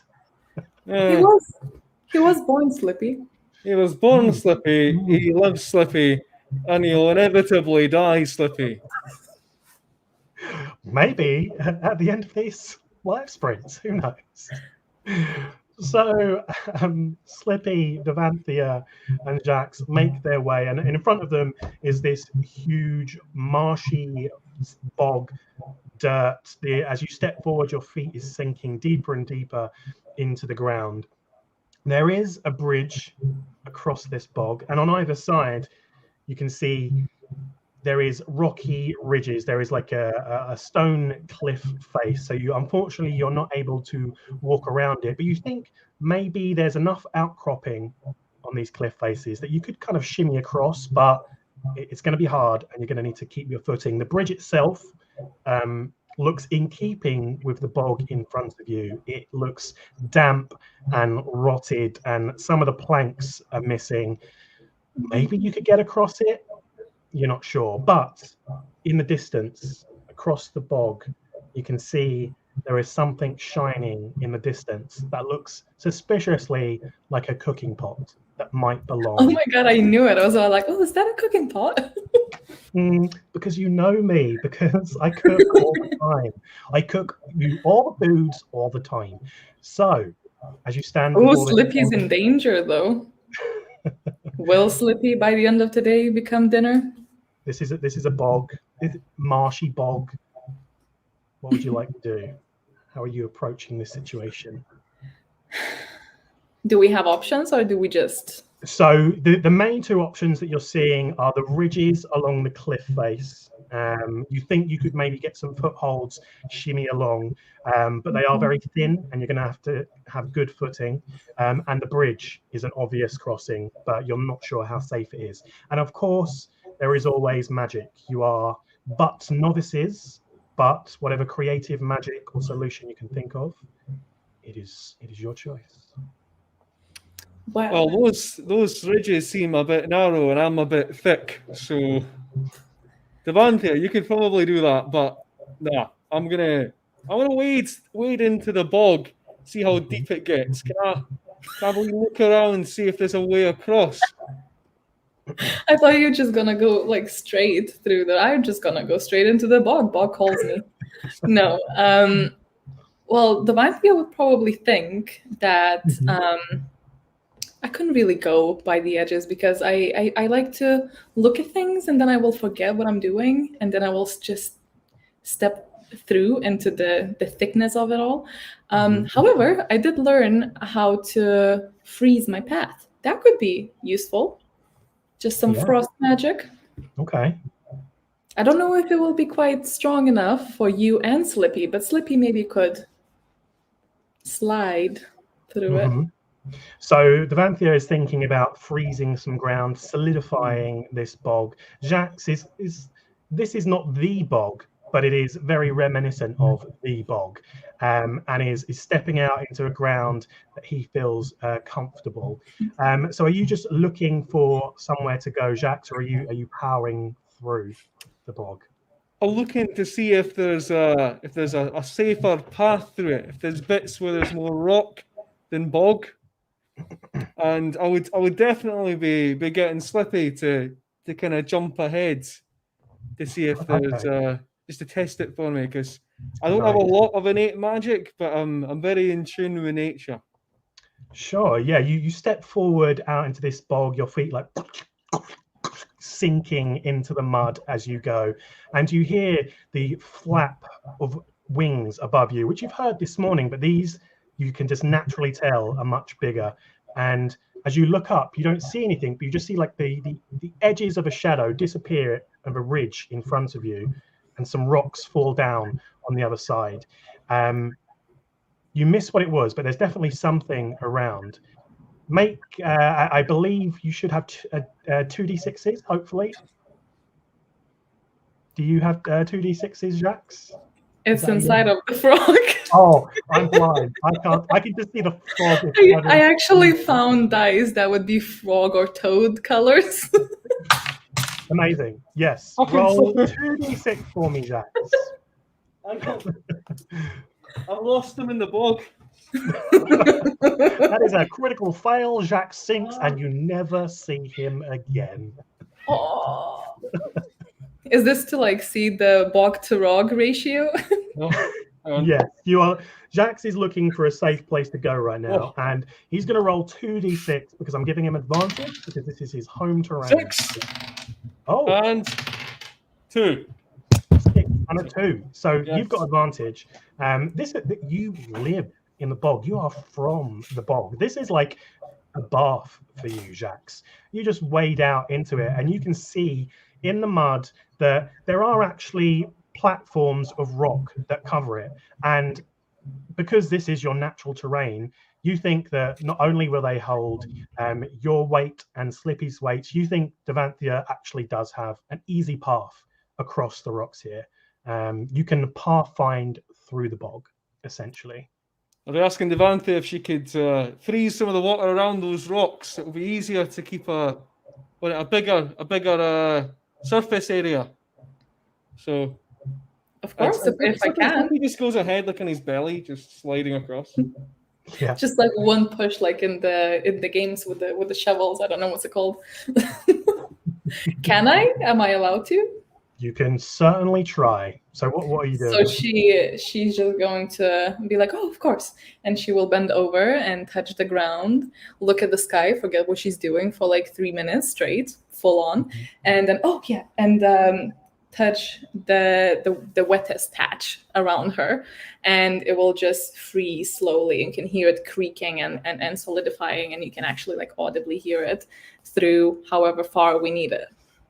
Nice. Yeah, you walk up to what is the edge of the slickest and deepest part of the bog. So you don't go quite like ankle deep in it. You go down touching your fingers to this mud. Meanwhile, Slippy is just skidding along in full delight to the other side. The protagonist of this story jets across to the other side. Roll 2d6. Roll a d6. Sorry, just one. Uno for me. Both please. of us, or? Just you, Devanthia, as you're casting this spell. 1. Ooh, 1. Okay.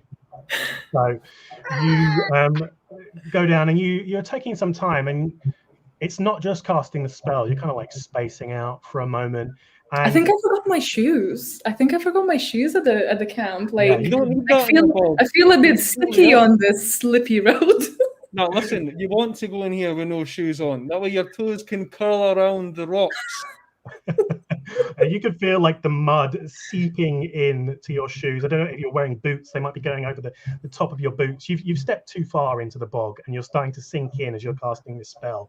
And as you do cast this spell, in the middle of the bog, as Slippy is jetting along without a care in the world, this eruption happens as the mud surges upward like a torrent, but it doesn't go back down. It solidifies into this big bulging form, and you see this mouth gaping open with bits of drooling mud, and it attempts to swallow Slippy whole. Unfortunately, as you are casting this spell on a natural 1, you also freeze Jax's feet. So Jax, as you're like waiting, you're like, Slippy, no, and you go to step forward, but the Vanthia's ice catches up with you and like freezes your ankles solid. You are stuck in place. What are you doing at this point, Jax, as this mud-like creature attempts to swallow Slippy? Well, for a moment I was terrified because I thought she'd summoned a mirror, but actually I'm gonna try and just reach deep to that bog magic, try and summon up a wee wave like a little spout.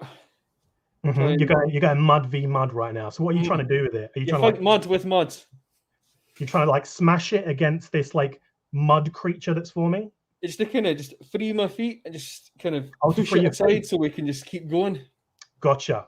Yes, sure. Again, you're going to get advantage here because this is your home terrain. Give me 2d6 with advantage, please. A 2 and a 4. So 4. And a 4. Okay. You conjure. You like. How does that look for Jax? What does Jax's magic look like when he does it? So he just it's very physical. He just he's like almost as if he's lifting the water up. Just, you see these like hands like muddy sand and just he is bog bending. Yeah, bog bending. Nice. With a 4, what happens is you see Devanthia, Jacques doing these like sort of semi squats and like arm movements. Looks like he's doing a slight cardio workout, and this small tidal wave of mud about knee high like rises up and surges through. It smashes through this ice, but it doesn't knock you over, Jacques. You are prepared and ready for it. You actually surf towards Slippy, scooping him up and out of the way of this monster.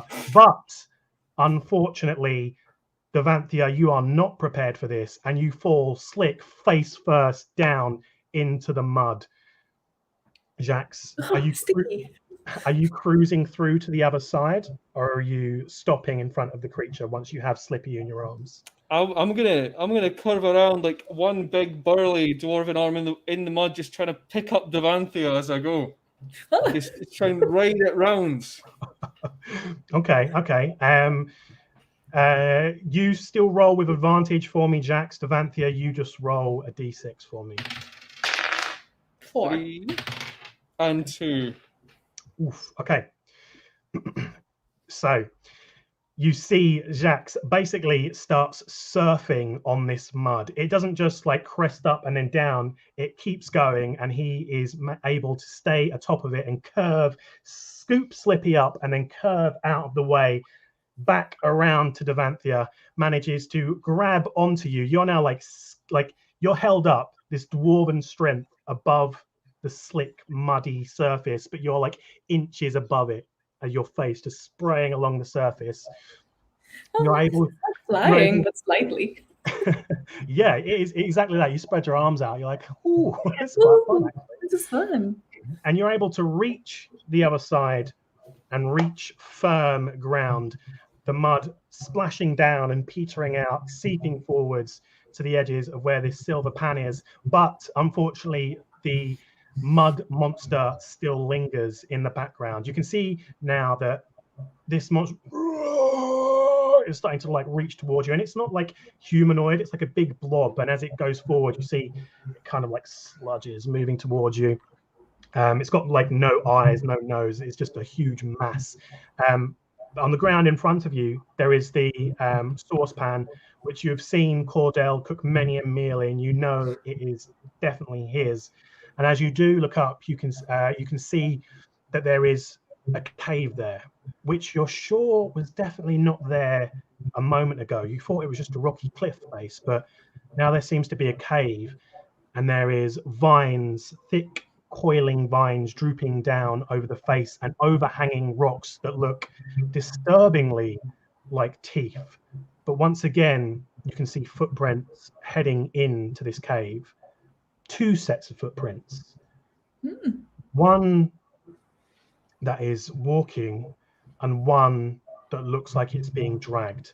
And then you hear as this mud creature comes towards you. Are you heading into the cave, or are you trying to stop the monster? Cave. I'm grabbing the cooking, the pot as well, because you're not carrying enough things, so what's one more? I need this, and I'm going to take that as well. Slip it in the pot. Just like stretch the hand and run with it. That's good. Yeah. That's good cast iron. That's difficult to come by on the path. Enemy run. Slippy goes into the pot, arms over the front, just like perching out, looking over. And are you rushing into the cave as well, Jax? Yeah. You both rush into it. It is impenetrable darkness, almost seems magical, but you rush towards it, heading away from this creature that is chasing you. That is very slow, so you're easily able to pace out of it. What comes next? Chat will decide. During our next reading sprints, I will post in chat the options. If possible, one small baby request. Try to keep the suggestions out of the main chat. We will reveal the options in the next break, but until it has been revealed, if possible, try to keep it. Because we don't know. Yeah, I mean, obviously you could just click on it and see if you really I won't, I promise. I'm going to need to open YouTube to post this in there. Uno momento. Oh yeah, you can also maybe post it in private chat, and then I can copy it into the comments, the link. Oh yes, I was just about to post it into the comments, and I was going to say, G, if you could pin it for me. Oh, the comments. Oh, mute. Shush. Oh, is it not in a forum? Is it not a Google form? It is, I believe. It should be that. I'm partially blind, so I hope I've not linked to a completely different form. Let me go on the YouTube. But you should all now see a link in the chat. I think, G, you can pin it so it stays at the top. And if you click the link, it should give you just a few options of. Wait, I what can't you- see comments. Oh, Oh, you posted it in the thing. Right. Pin. Oh, I gotcha. I didn't know you can pin messages. Nice. Yes, and vote away. What do you want them to vote next? I can't see if anyone is confused by this because I'm partially blind. You can put the glasses on, dude. I will in just a moment. But G will. They're saying it's working. It's working. People get it. You've just got a few options of what could happen next, and that's basically going to be the format until the end tonight, or until. Yay! Thank you, AJ. I didn't have to do pretty much any work for this. My favorite activity. You did the work. You did the world building and the lore and everything. Yeah, but so not. I just cruised off of that. Yes, reading sprint. Shall we do it? Yes. Oh yes. Oh my god! Wait. Chaos. I may disappear as I attempt to fix my internet. By the way, but okay. It's been working okay though. If you can stay on where you're on, but maybe I'll just stay on this. Yash. Okay. Share. We're gonna start with a 31 because obviously chaotic start. Which is totally fine. We will talk about what we're actually reading in the next break. Yes. Is this sharing? Yes. Seems like it. Okay, happy reading. Enjoy.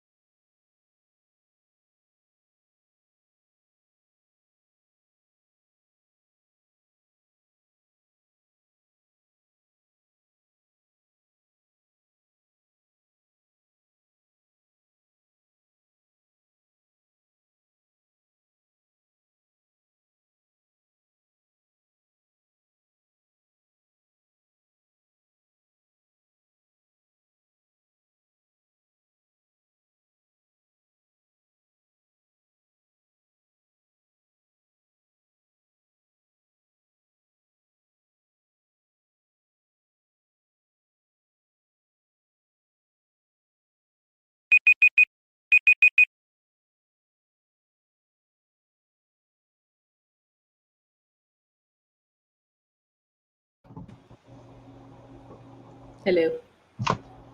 Hello. Hello. How did it go? Actually, what are you guys reading? I'm reading Obelisk Gate by N.K. Jemisin. Ooh. I'm listening to it on audiobook. How much in did you say? I said I'm listening to it on audiobook. At the moment, I'm not too deep in. I'm on chapter 7, which is 4 hours into the audiobook. Interesting. Thoughts so far? It's fine. It's fine. Don't hate it, don't love it. It just exists. Cool. What about you? It do be existing. It does. Agreed. Jacques? I'm 285 pages into Rhythm of War. So How you feeling about? Oh, yeah. No, sorry. I've got another thing I want to say, but yes. How are you feeling about that? that's going well. We've seemed to have pushed past some of the more depressing bits, and it's it's good. I don't have anything in particular to say because there's not been any like big things that have happened yet. It's just a lot of build up. Yeah. I would say it's definitely not my favorite one. Probably my least favorite one. But it's my favorite in different ways, just for different reasons. But overall, as a whole, I think it might be the weakest one so far. But I hope you enjoy it. I hope Least favorite, but still favorite. it's basically like because it has so many Easter eggs. Like as a Sanderson fan, who's like read all of the Cosmere. Are you really? Oh my god, shocking! Yes. Who's read like all of the Cosmere. This is the book where like everything starts crashing together. Probably more so in the back half of the book. So Logan probably hasn't reached that bit yet. But so I was like, oh, it's happening finally after all these years. But yeah, I've reached a few bits where I'm like, that's obviously somebody from somewhere else, and I'm just like, okay, there's bits with a couple of characters, and I'm like, I think I would understand or appreciate this more if I knew who they actually were and how they got there. Yeah, I mean, generally I say to people who are like, oh, what do I read first? Can I read Stormlight without reading XYZ? I've always said, yeah, like you don't need to have read Stormlight to read the other books. But once you hit this book, I would say, yeah, if you need to read a couple of the other, well, you don't need to, but if you've read some of the other stuff, like you'll just pick up on so much more, so it'll be more satisfying. But yeah, it's still good, you know, still decent. But I heard when I was watching earlier on the stream, gee, you've finished Anxious People, and you never said a damn word to me. Frederick Backman, one of, if not my favorite author, who I've been telling G to read for ages, and you gave it 5 stars and didn't tell me. And you're muted. Good. That's your punishment. You're muted for the rest of the stream. No more talking from you. No, you can. You're still muted. You don't have to stay muted. Oh no. It's my power. My magical power. You're not frozen, babe. Yeah, you're not frozen. You're just muted. We can see you moving, but you've got the little mute symbol next to you.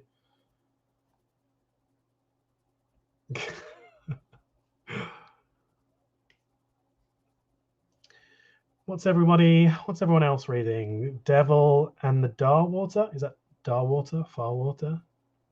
Yes, AJ Backman is amazing. He is, right? And I've been telling G to read him for years. Can't believe she didn't tell me. Sometimes your beard is just so glorious it slips off. I'm guessing it's so difficult. Hello. Oh, hello, Devanthia. Am I back? You're back. Because everything froze to me. But I put it together from the little bits I heard of just you yelling at me. I was telling that it was only yesterday that I read it. Give me a break. I was about to tell you sorry. No. Oh, and by the way, Samantha, Slippy isn't reading anything. He cannot read. He is a frog. Oh, God. Oh, He enjoys audiobooks, though. Although I will need to discuss this with you offline, because although you said that you heard, but I liked it more than over. Yeah, I can see that. That's like it's one of my favorite. It's one of my favorite Backman books. Same. I don't think it's my top favorite, but it's up there. I loved it. I thought it was good. No, it's The Long Way is still my favorite, but then. Oh my! I mean, you saw the pictures of me reading that, so you know. I was sobbing reading, and the way home gets longer and longer every day, every morning, and I was just like sending G pictures of me crying. Just a document, like sobbing. It was good, so good. I think I saw Effie asking what I'm reading. I'm reading The Obelisk Gate by N.K. Jemisin. Yeah, it's yeah. I mean, I don't hate it. I don't know. I guess I feel my main issue with it, I feel, is that there's currently no suspense/mystery. I feel like I'm just like chilling. Nothing's really happening. Yeah, that's the sequel to the 5th season. I gave it 5 stars, not the sequel, the 5th season. My main issue, which I've already, I think, told you, AJ, is that to me, it suffered a lot from information being readily available, but characters not asking the right questions to get it. Right. See, my biggest issue with it is that they didn't call it the 6th season, because that would have made so much more sense. But the first book is the 5th season, so how would that make more sense? Because 6 comes after 5. Okay. Good point. That is quick math. Yeah. Ola is reading The Devil and the Darkwater. How is that? I'm not sure if I want to try another Stuart Turton book or not. I didn't mind. Oh, what was it called? 6.5 Deaths of Evelyn Hugo. I'd be interested to see what he does next. I was a bit disappointed by that, but it made for a very interesting book club, though, I will say. Does AJ have a channel? We will coerce him to. Basically, no. G inspired me to make a YouTube channel. I don't know how many years ago now, 3 or 4 years ago. And then it petered out after about 10 videos. And I sporadically, I've probably filmed enough for 1,000 videos, but crippling perfectionism / anxiety means, unfortunately, no. Basically, I do not have a YouTube channel. But there are projects in the works, though, that you might. I was just about to say, if you are interested in D&D / role-playing games like we're playing in these breaks, then there is potentially content coming, which will probably be on that channel. And it's just going to be I can link it afterwards, either way, just in case. Give me those fans. I mean, there's 2 book club streams on my channel if you want, but basically no, I'm non-existent on social media. I apologize. I keep telling him to make a podcast. Doesn't been known. Well, thank you. This is my natural speaking voice.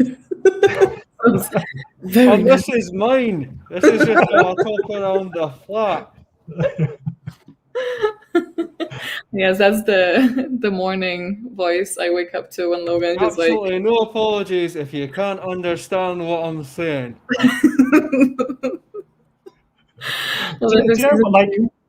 I think that, I mean, the beard's not really doing it for me right now, but the hair, I think I could. I think you're rocking that hair, to be honest. The beard is very badly made. It's just like a line.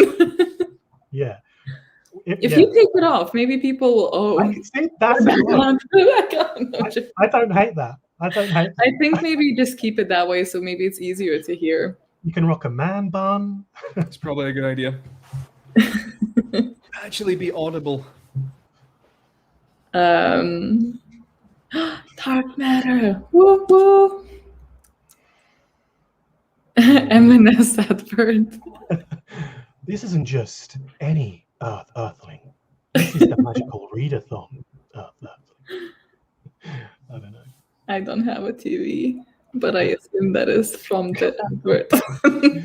I nailed it. That's all you need to know. You know, everything's in bloody boxes. I can't even find my own. This is not gonna happen. But we'll let the hair go If I wild. move the beard here, I look like a Neanderthal. I don't think that's the beard doing that, Logan. You need, put it up here for your eyebrows. Logan, read Stone Tablet. It's good. It's good. A bit long though for a stone tablet. Yes. Many Hey, thanks, Aaron, Stone by the way. Tablet. Not quite, but everyone's getting the vibe. I mean, idiots. It's a Hagrid's. Where's the? You should put the frog on top of your head or something. Up he goes. There we go. Okay. He's So too speaking of He's too frog, slippy. He's too slippy. what's too slippy? Unless, watch this. Okay. So speaking of Slippy and its faith, can we know what the choices were? Yes. Logan, can you pronounce your character's name? Destiny asks first. Jacques. The S is Jacques. silent. Jacques is a very, well, I say posh, it's just French, but posh sounding name for someone from a bog. Jacques. That was what I Very was thinking French when I accent picked it. as well. So, your choices. Should I give you choices now, or should we wait until after you've run through it? Run through what? Sorry. So do you want to play it, and then I can reveal what else there was? Or do you want me to tell you? Oh no, I want to know what the choices are and then which one won. Okay. So, the choices were a mysterious spellbook, a tentacled monster, and the history of Orilium, or a tunneling worm monster. Which do you think won? So how many choices are there? Trez, you've got a tunneling worm monster, a mysterious spellbook, and how did I word the other one? A tentacled monster and the history of Orilium. I think that one won. That would be my guess. My hope. My beard is falling off. AJ, what are you, a horned devil? I'm an earthling, baby. This is how we look. This is our vibe. Yeah. Is this our vibe? I assume I got it right. Did I read it right? I think I did. I think I have horns. So in last place, nobody ain't need no worms. Mm-hmm. Not big fans of worms. That's fine. We already have some Slippy in the party. Slippy's a fan of worms. Aww. The worms? Hungry worms? You didn't want to feed the frog. God damn you, chat. Right? In second place,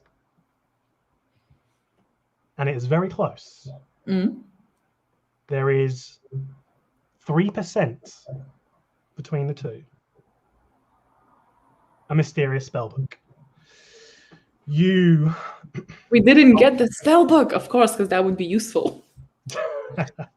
Of course. You enter into the cave. You are running from a mud monster. As you push into the cave, you hear its groans quietening in the background. It seems you've gained enough ground ahead of it. Maybe it's distracted. Maybe its short attention span is off of you. You think you're safe from the mud monster, at least. Loose rock crunches beneath your ground like gravel, and you're tracing it. You have to trace your hand along the wall. The rough rock wall. It is pitch black in here. You're not sure if it is normal darkness or magical darkness. Mm-hmm. Eventually, you take a moment, and the only sounds you can hear are the of your own breath. And someone else. I was like, oh no. All right, let's keep it somewhat clean. G. and just the ribbit. I'm just calm. I didn't even have to run. I just glided in here. Oh, you're very strong for such a short man. As you're walking along in this tunnel, are you doing anything? You're just pushing forward in the darkness? I would try and summon a little orb to light the cave, because it just seems like a natural thing to do. Just a little. Sure, yeah. Roll 2d6 for me. You get advantage because I feel like this might be Devanthia's thing, the utilization of magic. Yes, I like light. Yeah, at this point, Jax he's got his hand along the wall as he's just stumbling about in the darkness. Nice, yeah. I got a 6 and a 2, so 6. 6, nice. So, as you're pushing along in the darkness, Jack's just stumbling along, knocking off little bits of loose chips of rock as you stumble along. Devanthia, my apologies, you summon light in the most spectacular fashion that Devanthia can do. What does that look like? So I wish I had that lamp slogan. I just whispered like, "Oh, can't really see anything," and just kind of orbit out with the little. Yeah, snap your finger. It's a blue light. It's a tiny blue light. It's almost like a kind of iridescent germ, not iridescent germ inside it. An orb, an iridescent stone, like an orb inside of it. It just shines. Nice. Sure. With a Very helpful. With a 6, you put out these lights. Jax, you are stumbling along, and these lights, they're bright enough that they don't stun you, but they give you just enough light that you don't stumble and trip over this rock that is just in front of you. And it is this tiny kernel of blue light, just one at first, and the click of the fingers, tiny, this blue orb jets out down this tunnel into the darkness, small blue glow around it. And Devanthia, not knowing her own strength, there is more, and eventually these tiny orbs of light flick out of her fingers into this huge chamber. It's like low-hanging stars around the room, just this slowly rotating blue orbs of light. I was just like, oh, I didn't mean to do that, but maybe. You see that this tunnel ends, and before you is a huge circular chamber. And Devanthia, your light spills out so quickly that you can see the floor. It looks like there is water in this huge chamber, and you can just see something splash down into the water as your light fills the room. Son of the frog. In the center of the room is a podium that is flat laying, so you'd have to get a bit closer to investigate it further. And you can see as you do step forward, on the back wall there is like 6 huge squares that look like empty painting frames, just empty frames, very clearly. Are you doing I would anything? want to also just look around and be, Cordell, are you here? And it just kind of echoes, are you here? Cordell! Cordell! He's like really, really loud. I just do this like loud. Both of you roll a d6 for me. 3. 4. Sure. You look out into this chamber, and you don't see anything. You don't see Cordell. Nobody replies. As you walk a bit closer, you can see at the base of this podium that's in the center of the room, and on this raised platform, you can see that there is some herbs just like scattered. Do they look like cooking herbs? Yeah, do they look like the sort of thing Cordell puts Is in it the soup so it spices? tastes less like water? They sure do look like something I put in my stew. I love to spice it just right. Does it lead? Is there like a trail of spices leading somewhere? So they're like up onto the podium, and then so like you have to follow like this a couple of steps, just like 2 steps to this raised platform, and then beyond it, it like falls back into water in the cave. And as you're looking around the cave, you can't see any other exits at all. I would And- like to try and send one of my light orbs inside the water to see if it can illuminate, if the water is clear enough to be illuminated, if there's anything in the water, especially after I saw something jump in there. Like, oh, that's unusual. Just Sure. Roll a d6 for me. 6. Oh, okay. So you step forward a little bit, hand out to control some of these starlight little orbs, and you can see they swirl down in a spiral, dropping down into the water like little beacons, and their light radiates out. And you can see this water is strangely like not clear; it is like inky black, but your light is so strong enough that it pulses out, and you can see very clearly like the flap of a tentacle like submerging down deep into the water. There is definitely something down there. And as you do step forward, there is a huge crack and a rumble as stones fall behind you, blocking off the path that you've just came from. Of course, well, that is how stories go. That's unfortunate because it's rocks and I'm not good at rocks. Oh, yeah, I'm sorry you lost the bog. This must be not as comfortable for you. No, it's in water and there's something in there. That's I would that's not comforting that there's something in there. That's not something. No. Maybe don't let Slippy go in. No, he's getting a beard, Slippy. So, what are you doing? You've seen this tentacle in the depths of this inky black water, and you can see on the back wall there are frames and there's a raised podium in the center of the room. Over to the podium. Jack says, like looking at one eye, like fixated on the water, the other one on the podium. Eyes going off in 2 different directions. Both you and Slippy at the same time. Your eyes just both going like. Boop. So it's a trick you learned from the frogs.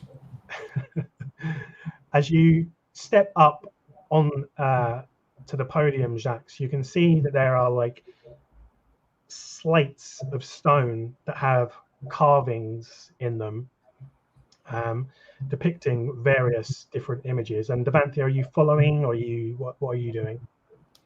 I start following Jack, but just before he reaches the podium, I just kind of look at the frames and just very quietly just go my own way to the frames because shiny.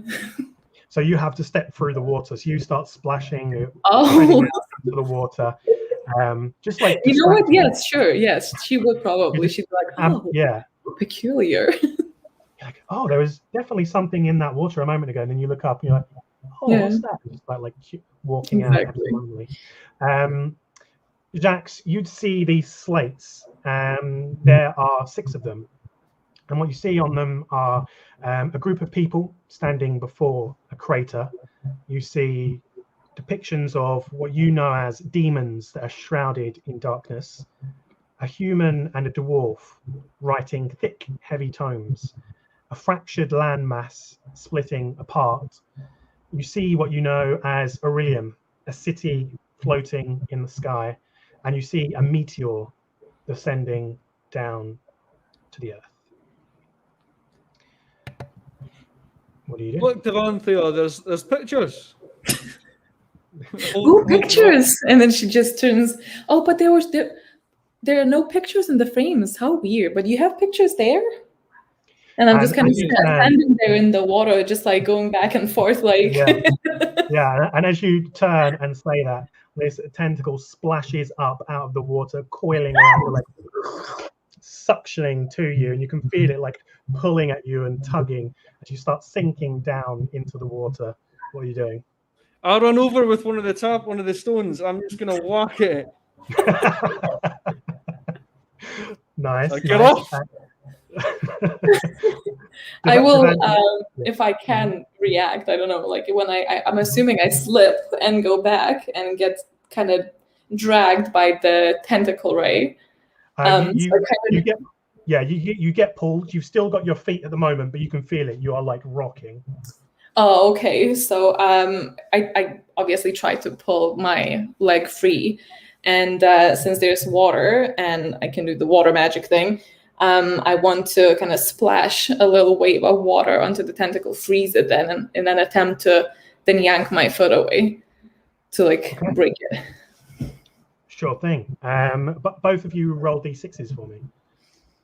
Hey. 4. 4. Ah, Okay. teamwork. Like.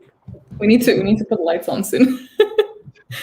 So, Devanthia, you are able to get off this jet of ice magic that solidifies this black, inky water, and you can see this tentacle is like frozen in place in this black ice flapping around. You're able to wrench yourself away, but as Jacques comes running in, he slips on the ice, swings with the stone slate, and it smashes into the ice, cracking in two. Okay. What are you doing? So is it still holding me?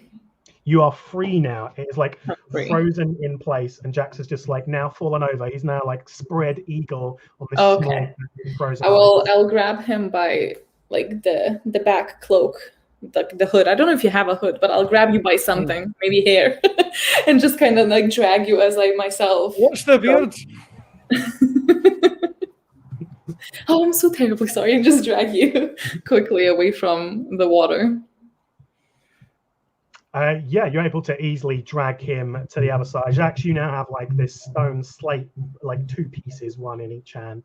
It's like it's the one with the dwarf and the human. There's like it's now just a dwarf and a human. Maybe it's friendly. You have reached the other side. You are now like on a small patch of dry land in front of these frames. Mm-hmm. Well, looking at them, Jax has spent a lot of time by himself. He's got a few history books in his little shack, and he's heard lots of tall tales. And looking at these, he goes, "That's this looks a wee bit like a written picture book history thing I've read." Do you think that's Agni? Jack, can you not read? It's okay if you can't read. I know my runes. Oh, okay. No, sorry. I just wanted to help. And I kind of peek through him and saying like, oh yeah, I think this is a history tome of Orilium. Is there anything unusual there? Is this maybe Cordell's book? Yeah, I don't think I ever saw him with a big stone book. So I think maybe to go in the picture frames, like a puzzle, like a mural sort of thing. Oh, do you want to stick it in? Yeah, let's just stick it in. Let's put the tablet there. She says that entirely innocently as well. Jacques is still a bit like flustered that someone's like discovered that he doesn't read too well. Oh, it's a friendly way though. Okay, so you have this stone slate. It's into you kind of like put it together. There's a big crack in the middle. Which frame are you going to put it in? So the order of it, we had the meteor was one of them, like the Amalite, the Amalur. Then there was one to do with the continent splitting, I think. Yeah, do you want me to? I can read them out again for you. So, the ones you saw a group of people standing before a crater. You saw demons shrouded in darkness. Mm-hmm. You saw a human and a dwarf writing thick, heavy tomes, which is the one that you have at the moment. Mm-hmm. A fractured landmass splitting apart. You saw the floating city of Orilium, and you saw a lilac meteor descending to Earth. So demons. Jacques knows they're the oldest thing. Like they're old like Yeah. rocks. So the demons, the meteor. I have a terrible. Meteor, then that's what caused all the bigger rocks, these continents, to drift apart. Yeah, and then they got studied by the dwarf and the human. Because dwarves are good at And studying. there's obviously the Orilium as the last one, but I don't know if there was anything in between. I forgot already. There was one more, which was the group of people standing before the crater. So that would be before the Orilium. Just before, yeah. Because you have to have the first ones that went there. They went there first. Wait, before the Orilium or at the crater? The crater, yeah. Yeah, the crater. So the ones that found it before and then founded. I'm gonna turn that on because I'm just. You're in the dark cave, Devanthia. Roleplay. Jacques he's gonna clap his hands together and try and create little clouds of bioluminescent dust, like swamp lights, like the will-o-wisps. On. This light is weird. Yeah, I think Jax does that, and Devanthia's like blue lights are still around, and I think like Jax like claps trying to get this glowing dust light out, and as he does, like each clap of his hands is like a puff of powdery light that also starts swirling around and mixing with Devanthia's blue orb. So now there's like this pinkish, purplish mist swirling around these blue orbs of light rotating around the room. So you said demons shrouded in darkness, a meteor descending to Earth, fractured landmass splitting apart. Why can't I say mass? Fractured landmass splitting apart, a human and a dwarf writing in books, a group of people standing before a crater, and the floating city of Orilium. Is that correct? Yep. Okay. Each of you roll a d6 with advantage for me. So 2d6. 3 and a 6. 3 and 4. Awesome. So as you do this, the combined lights of the two of you just illuminate this whole room, and now you can see all around it there is tentacles flying up, and as you dash back and forth between the podium and the frames on the wall trying to arrange these slates in the right position, you are dodging out of the way of them. Devanthia, you are constantly just like flinging out the ice magic, freezing up huge like waves that form into walls of ice to protect Jax as he runs through and collects the slates. You put them all into place in the order that you want, and you hear another rumble and a crack as you see in the wall before you a door starts to lower down into the ground on the opposite side of the chamber that you came in. Yeah, what's Cordell playing at with this? He's making us work for a breakfast, Devanthia. Friendship. It's okay.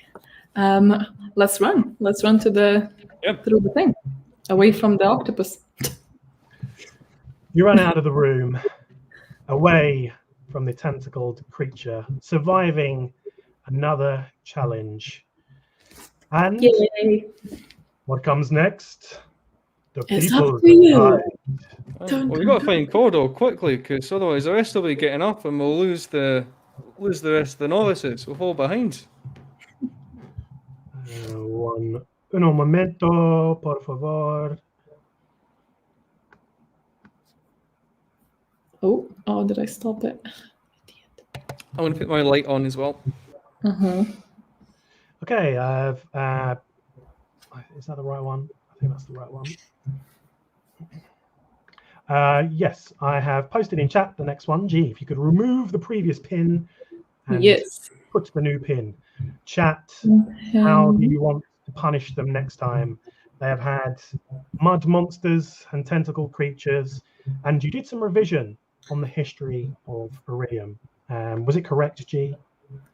Yes. I'm needing to refresh it because I can't see stuff. Oh, I think I can now. Nice. Pin. There we Get go. voting. Get voting, everyone. So the previous options, the worm got 10% of the votes. The spellbook got 43, and this one got 46. 46%. All right. Well, Logan, apparently your light did not change much, but Yeah. you'll just have to shine the one you have next to you. But you can also, never mind. You know what? I'm going to do it in a second. But let's get to reading 30 minutes, and I will be right back. Happy reading.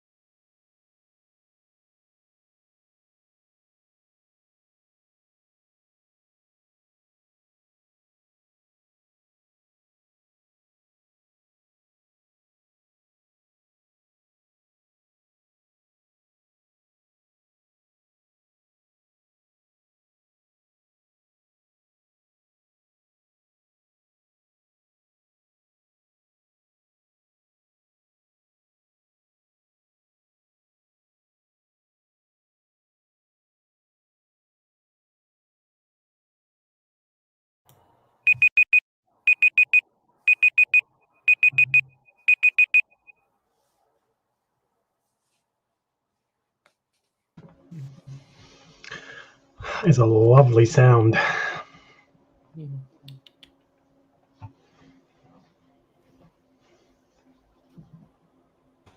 I need to sneeze, but I can't. Sad times. Sad times. I have a stand-in for the frog right now.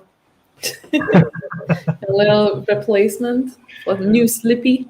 We have a large rat instead. Mimo the Screamo. Yes. Mimo. Oh, the rats. Hope everyone has done okay in the sprint. I think we're gonna go straight into the play though. So let us know what's happened. Okay, do you want options or do you want us to go straight into it? Options. Okay. You have a pink river and floating jellyfish. Ooh. You have a bleeding black sun. And you have a golden leafed looking glass tree. What was the last one, sorry? A golden leafed looking glass tree. Hard one. Which one you thinking? It was definitely more even this time, for sure. Close. So we have a glass tree, a pink jellyfish river, and what was the middle one? A bleeding black sun. Bleeding black sun. Well, I that one think sounds it will be ominous. either the first or the third. So you think the tree or the sun? No, the tree or the river. Okay. Which one are you going for, Jax? I think a tree. So in 28.6% bleeding black sun. With 32.6% we have golden leafed looking glass tree. Which means as you exit this cave and walk down the winding path, you can hear the sounds of a river in the distance, and it's not long before you see its waters, a shimmering, luminous pink. And before you, there is a small dock with a singular wooden boat attached to it. And you can see on this dock that there is another rope, which looks like it might have been attached to a boat, which is now not. And you can see that, again, there are track marks.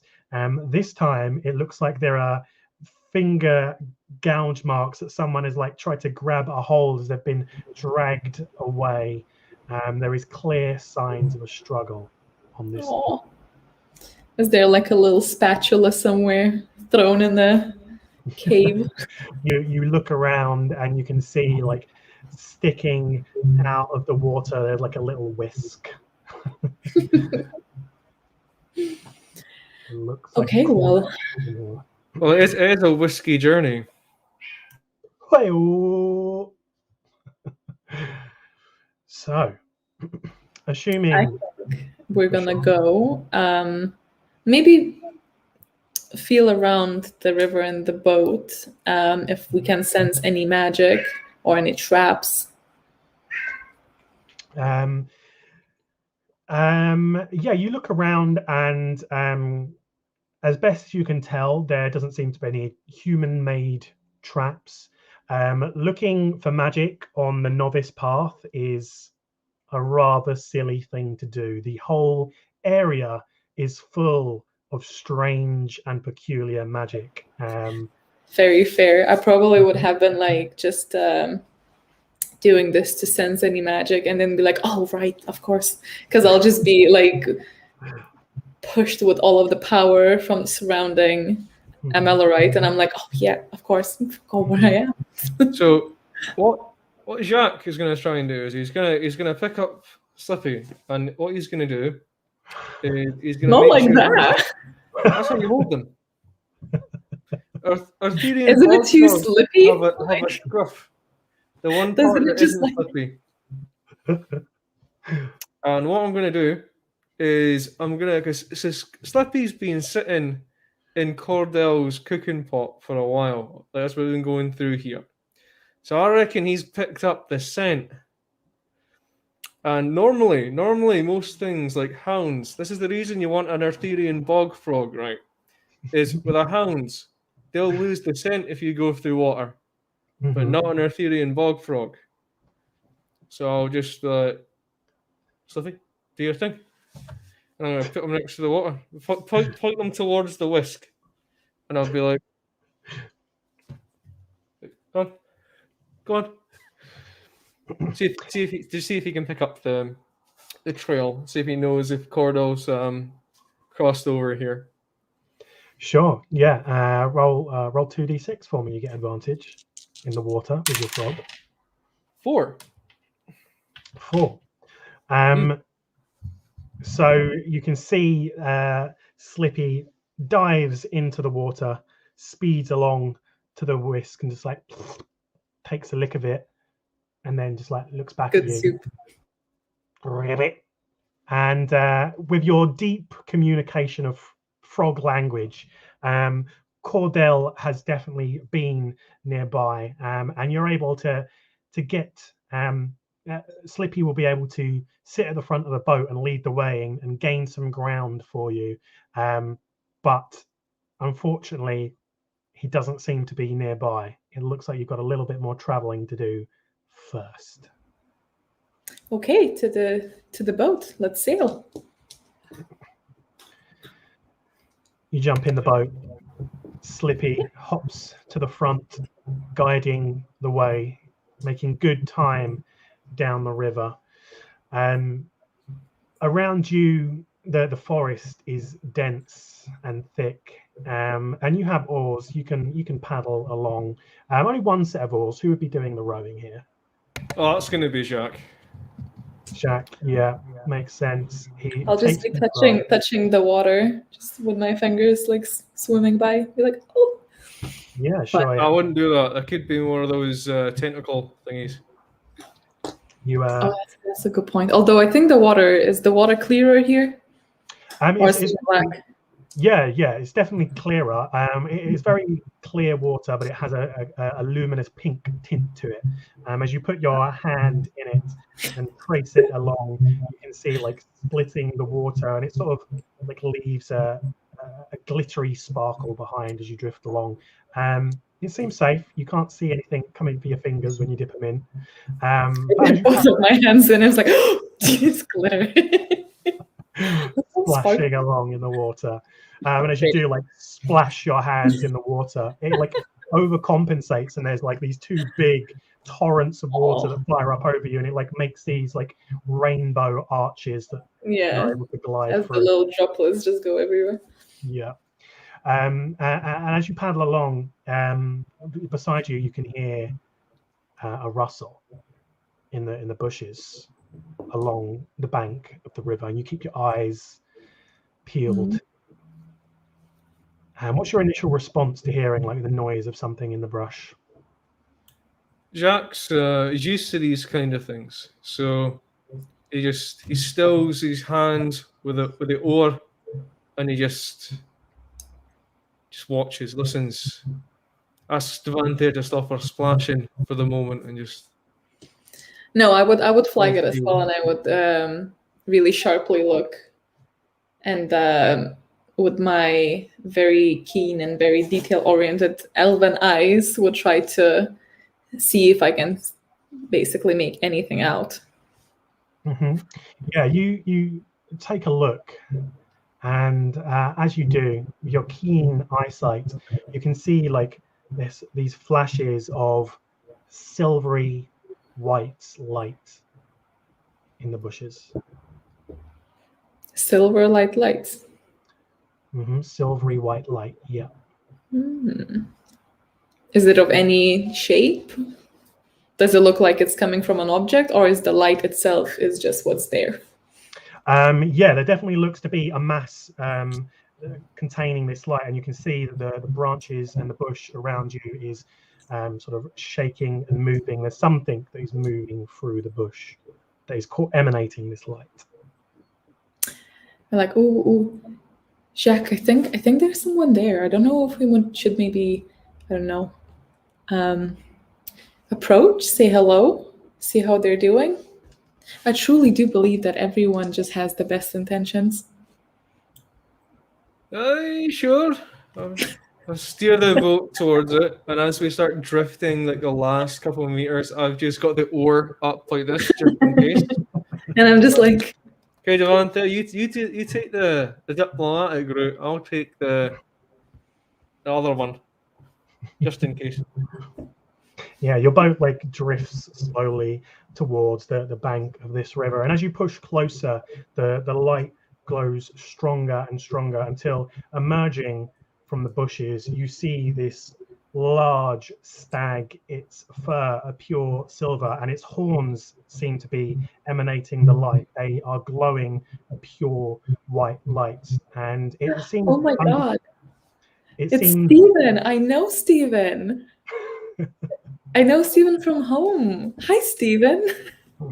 Lets out a little whinny at you and seems undeterred, like walks closer to the bank of the water, starts drinking, and as it does, you see that the bushes rustle again, and there's two small baby deer come like bounding out, their horns like still small stubs on the top of their head, and their fur is a little bit darker, horns not as luminous, sort of prancing, rather than drinking, they're like prancing around in the edge of this pink water, splashing it around. What's your reaction to this scene? Well, it doesn't look dangerous. It's the first No, thing I on this don't wee think so. jaunt to search for Cordell that's not turned out to be dangerous. So Put your paddle down, Jack. yeah. But no need to like just Why? calm down. Just across my leg. I think we better not disturb them. Really, I don't think that we could get any information from them. Do you?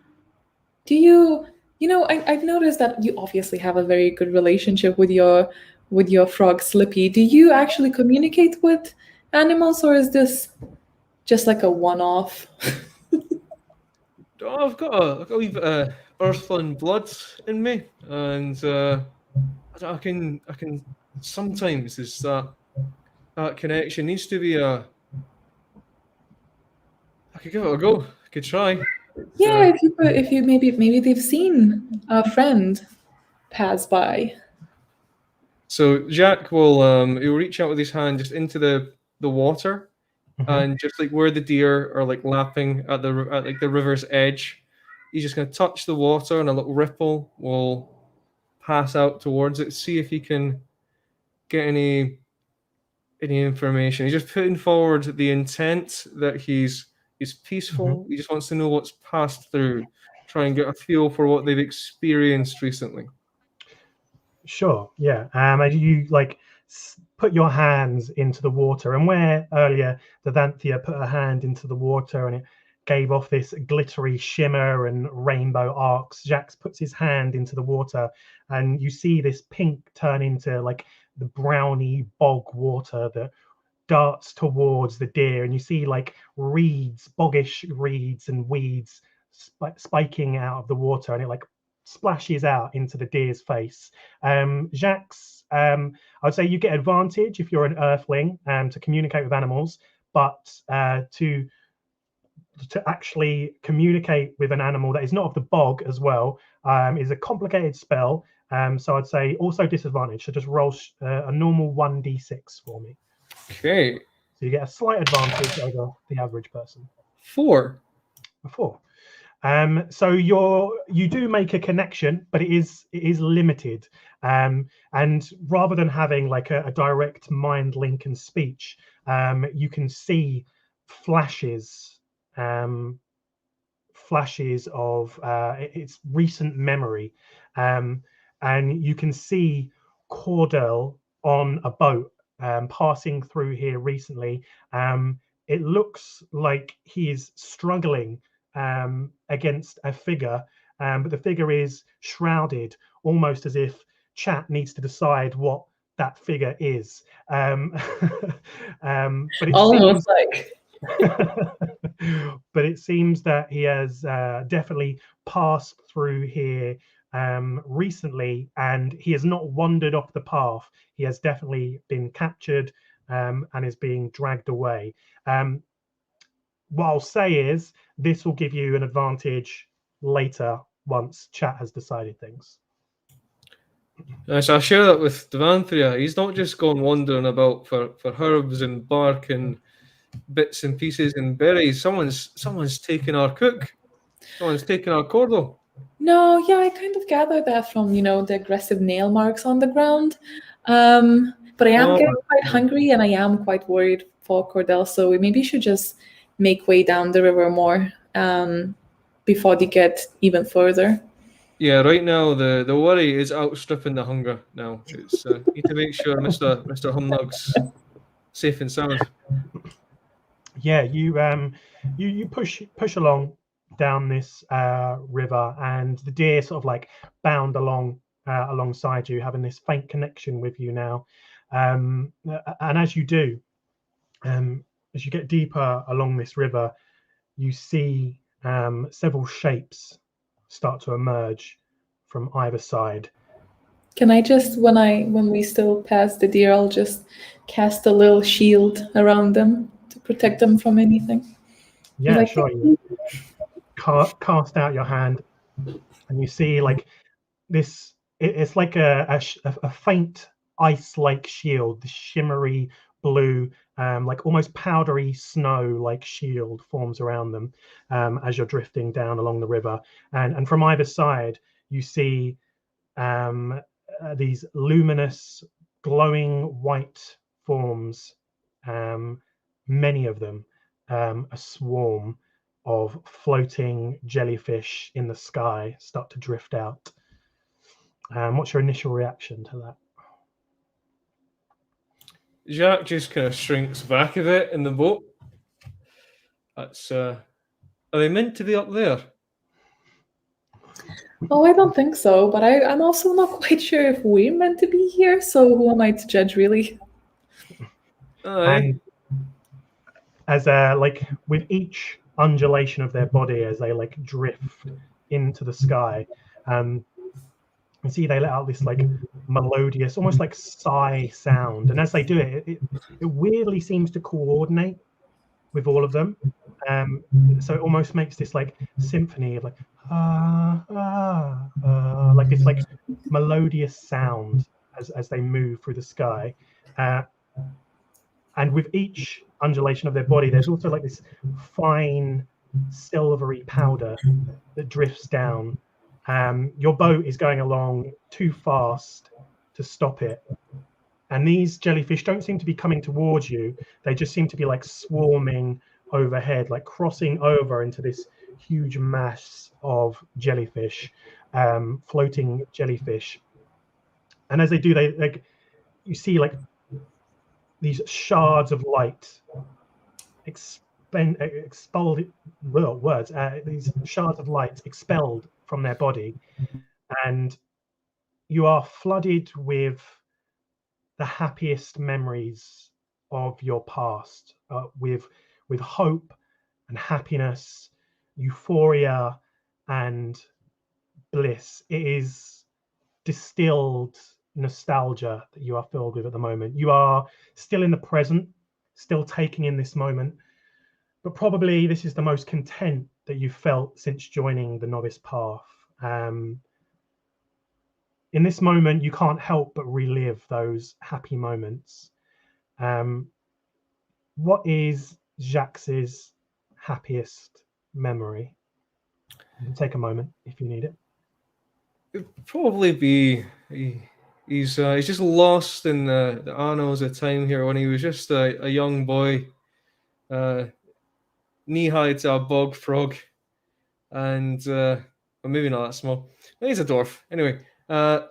Sitting in the woodland shack with his dad and his mum, and just when things were simpler, when he hadn't like lived through all he's lived through, and then tried to change his life by going down the novice path to focus on those natural magic. Just a simpler time when there weren't tentacles and mosaics and so much nonsense like these jellyfish.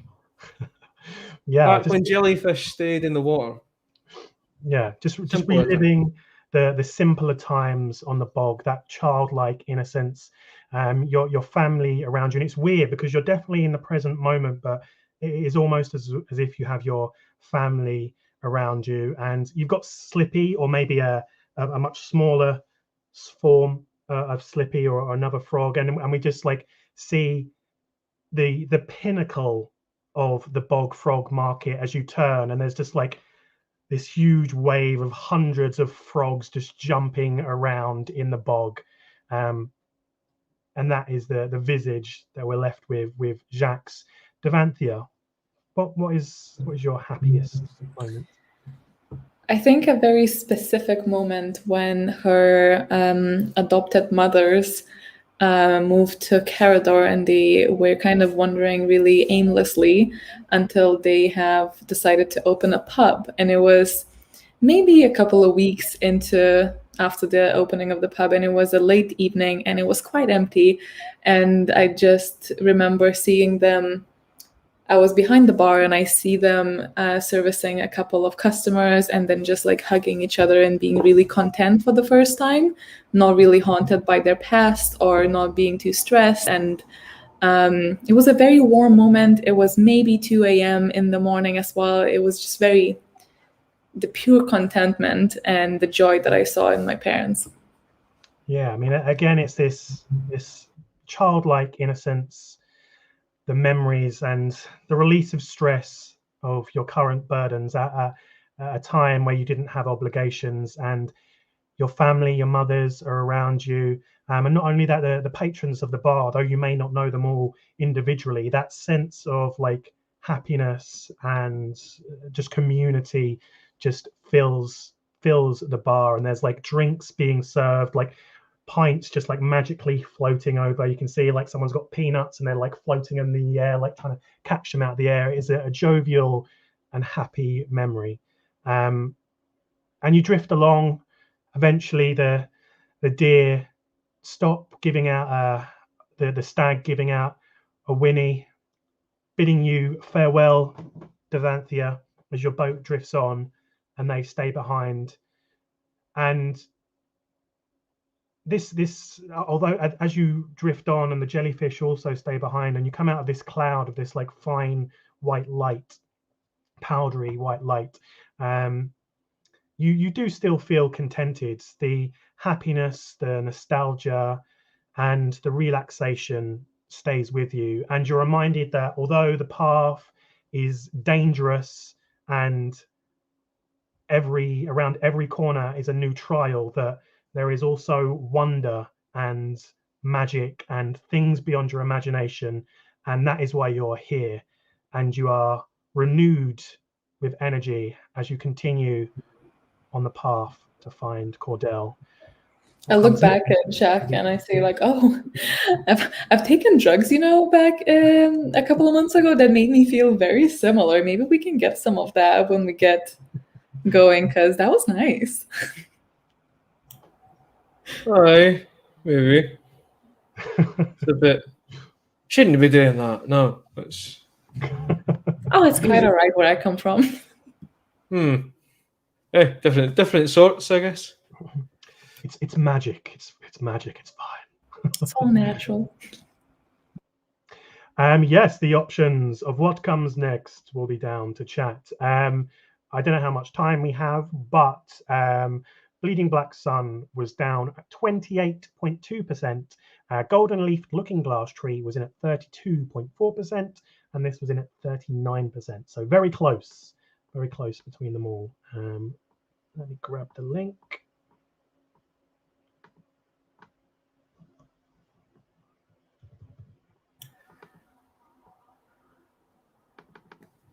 Yeah, Shay, they're multi-purpose, the bog frogs. Okay, I believe the correct link is in chat. G, can you delete the old one and pin the new one? Everybody get voting on what you want the group to face next. I'm going to make myself a cup of tea as well. Yes, well deserved after a good trip. Yes, and I think I also put the food in the fridge. Might need Good to idea. do that. I'm gonna do a longer one, a 40-minute one. Maybe we fly through the next one a bit faster. Maybe we'll see if we can do that. And then, yeah, we'll see. We'll see what we do then. Let me reset this. Oh, I need to change it. So we go for 40.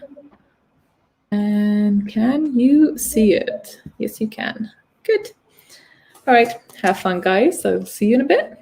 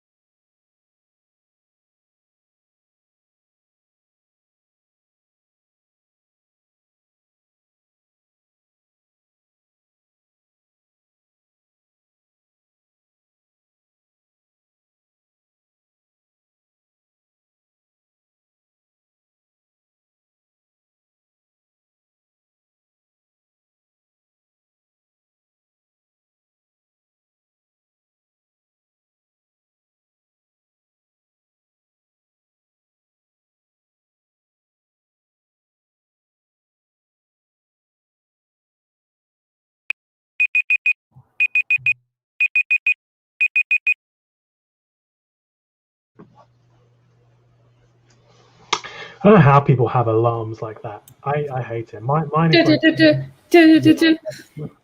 What do you mean? That's the call of the Arthurian bog frog. I have slow, soft waves lapping against the shore to wake me up. Shiver if that was my alarm. Unfortunately, doesn't give me an option to change it. Maybe one day. But yes, welcome back from the sprint. I hope everyone's reading going well. Quick update. I've done 5 chapters. I'm listening to the audiobooks. I'm not sure how many pages, but like 5 chapters of Obelisk Gate. Nice. Okay so far? Exactly that. Okay. Logana? It's about time making a cup of tea and having something to eat, but I've done, I think, another 20 pages during this. Sweet. I don't know where I started, but I'm on like page 90 currently, so I'm getting there. Things progressed. That's good. That's good. I did see Ali was in the chat earlier. I don't know if she's still here, but she was the first person to request a cosplay from me. So if you're still here, you're welcome. Smart woman. She's unleashed this upon us. I have one thing to clarify quickly before we move on to the role play. I keep seeing a similar question pop up as well. I've answered a couple times, but I know it's hard to find.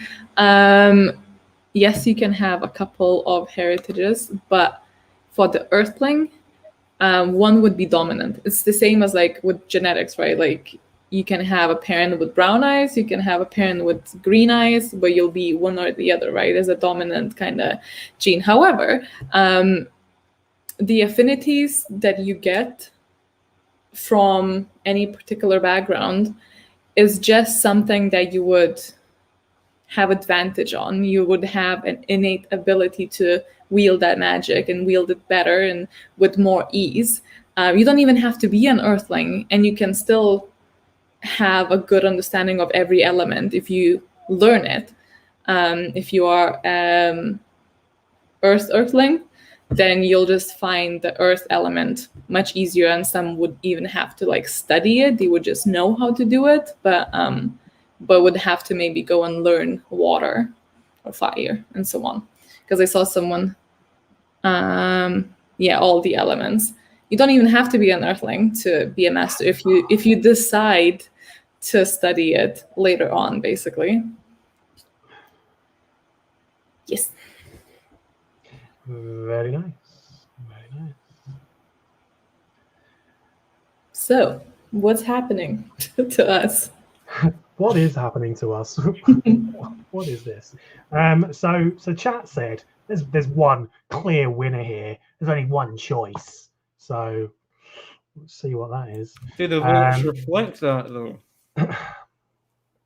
It's definitely this is the most clear winner. It's not dominant. It's not a clean sweep, but this is definitely the most the one that's been most ahead. So you have a disguised wizard trap. You have a sleeping flower giant, and you have sentient skeleton trees. As much as I know, it probably isn't the sleeping flower giant. That sounds really cool. I've not heard of anything like that before. That's just to have a very good visual of that. Is it the spooky skeleton trees then? You're going spooky skeleton trees. Jacques. You're muted, Logan. I can hear you from here, but you're muted. You're a wizard, Cordo. Is it a wizard? But I'm just my favorite was the flower giant. I wanted that so bad. Chat is, however, evil, and they have gone skeleton trees. I wanted that damn giant. AJ is hurt. I'm fuming. Why did I make this? Just put it into the D&D idea pile. There you go, into the folder. Although, the back of my mind, I now have like an ordinary hill giant that's just really, really terrible at baking. He's just like covered in flour. So we'll continue on here. We'll try and make this one a little bit snappier for you. Yeah, I mean, I get it. It is the spooky season. Punish them. So you venture through the woods. I can't even remember where. Oh yeah, so you come off of the dock and you head back through into the woods. And as you push on, you notice the wind starting to rush through the trees around you. But it's curious because no wind is tugging at your clothes or on your hair. And you realize that it's just the trees themselves that are moving. And as you're following this path, you see it starts to narrow before you, squeezing together. What's your initial reaction to that? Silence. We should probably keep a clear bit of distance from those trees. That's not the wind. I know the wind. That's not that. Oh, you know the wind. Yeah, not on first name basis with them, but I'm aware of it. This is something else. No, that's okay. I'm okay with skipping that. Can we skip it? Say low to the ground. The dirt is your ally. Yeah, like to AJ, like, are there paths around it, or is it just like? There's no path around it. You're on a singular path. I mean, you could try and make a new path. You could push into the forest if you want. I think we should, but stay real close. Keep your eyes peeled for the trees getting up to shenanigans. So how is Slippy feeling? What's the vibe from Slippy? I trust my boy Slippy. Slippy, he's a little bit like Perry the Platypus when he's not in Perry the Platypus mode. He's just staring. There's no recollection on his face. There's no wisdom to be found within the. I still have the pot, so I just want to go in the pot. He hops into the pot. Hops into the pot and secretes a nice slimy sheen. Yum. So, are you pushing on the path, or are you heading into the woods? I think through the path, as close as we can. Sure. As you head down the path, the trees moving more and more between you. This path is getting narrower and narrower, soon forcing you almost into single file. But before it does, you see bursting from the trees this knotted, twisting roots flying out into the path, clawing in front of you, twisting together, and forms into about 6 foot tall, these twisting roots. And you can see it's got no face, it's got no arms, but caught amongst its roots are skulls that are just like shifting and rotating and staring out as these roots grow into this huge tree form before you. And there is thick black ichor that is dripping from it, and though it has no mouth, it just lets out this low groan of well, not a big expert, but I don't think that's good. Jax is gonna try and run, double around, run back a bit and try and see if he can loop round through the trees to avoid it. He'll be grabbing at Devanthea's robe as he does. Sure. As you pull back and you look into the trees, you can see that the forest does seem to be writhing around you. Everything seems to be moving and alive, and there is crows that are just ascending from the trees, flying away. Can you so calm down, first of all. No need to panic. It's all I good. think there is a need to panic. There's There's no need to panic. It's fine. Look at Slippy. Slippy's fine. And I show you the pot, and Slippy's like maybe he sees by the corner of his eyes the monster, and he's like, oh, like back into the pot. And I was like, those aren't frogs. Those aren't frog skulls in that base of that tree. That's oh yeah, no, I noticed. I really hope none of them are Cordell. You know, one can I hope. hadn't even considered that before you said that. The one there. I know, I'm sorry, but no, seriously, just relax. You've spoken to nature things before. This vaguely gesture at the massive skull tree, I think, once was nature. Maybe you can try and speak to this too. Listen, that's like I could speak to a cow, but if you try and get me to speak to a leather chair, it's not going to work. This is ceased to be. This is an tree. There are skulls, Devon there. Okay. Well, then we run then, yeah. Okay. Run and hide. We run and hide. When I field for Cordell. I will. If I can, I will also conjure like a little illusion of a bear. Just to hopefully... a bear as well. No, check. It's fine. No, it's fine. Like I've made that one. Don't worry. And then I was like, "Ooh, I thought I was slow." And then like conjured the little. It is quite like a small bear. It turned out a bit more like a red panda rather than like a, an imposing one, just like a little one. And the intention was for this to be a distraction, but the panda saw, the tree, and I was like, and it went back to me, and it's kind of like skirting next to my foot when we're running as well. And I was like, oh, okay. Nice. Okay, so you're running back down the way you've come, or are you going into the forest itself? Wherever Logan started running, I think. Yeah, probably into the forest, because I know Cordell's out here somewhere. I'm terrified of that tree, but there's no point going back the way we came. Okay. Both of you roll a d6 for me.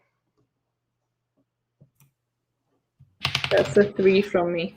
It's a 6 for me. Okay, very nice. So you are rushing through the woods. Devanthea, you feel as you push through just into the wilderness, into the darkness, this root fly up and like whip across your back, and it just like cuts through this panda-like illusion. You let out a cry, but manage to keep pushing forward and keep running. I always be like, oh, you bitch. And then I'll turn around and cast like a magic missile at it. Okay, sure. Roll a d6 with disadvantage for me. This is a little bit advanced magic. 3. A 3.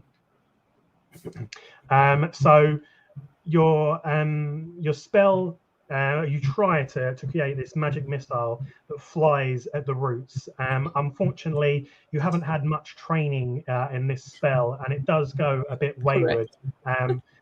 And the missiles implode on the ground and just like let out these puffs of smoke. You're still able to get away, but it doesn't seem to have slowed down or stopped the creature in any sort of way. But luckily, it was more like symbolic. it was a good effort. Luckily, Jacques is a man of nature and the wilderness. And as he's running through the forest in what is basically a blind panic, there's this momentary flash, and your mind like expands out into the forest around you. It's like you have been here your whole life, and suddenly your mind in fact splits into two, as you are Jacques, but you are also a huge silver stag with white horns, and a moment later you can just hear the boom, boom, boom, as this stag that you met on the river just a moment ago comes bounding towards you, the light of its horns emanating around, repelling the dark black ichor covered trees. Steven to the rescue. It gives you a moment to breathe. Soon after, the two small baby deer prancing along behind. The trees seem to not want to come close to this radiant white light. And the stag is able to... Yeah, good, you stay there. You piece of shit. Very angry about my panda. Yeah, they should make like trees and go away. As soon as you started to try and cast the magic missile, the panda just bamfed out of existence. Again, controlling this much magic at the moment is beyond your skill level, but maybe one day. Yeah, that's what I'm going to school for. It just kind of like gave you a little look, was like, nope.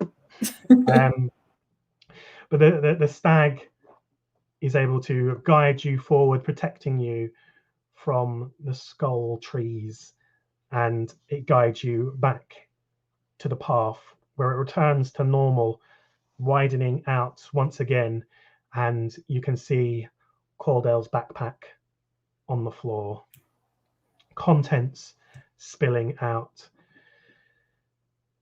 There is not much further to go on your journey. You can sense it, you can feel it, Jax, with your connection with the deer, these flashes of memories recent. The deer once again bids you farewell. You feel like it will definitely not go any further than this. What happens next is down to chat. Down to chat. Down to chat. Down to chat. Let me get the link. Oh yeah, need to go refresh.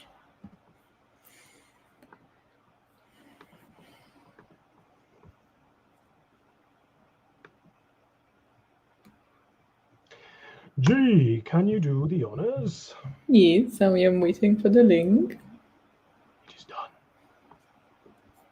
Yes, I am still waiting. I'm gonna reload it. When you said like the red panda disappears, I was imagining like the peace out like gif. Like the little kid that just like fades away. That would go.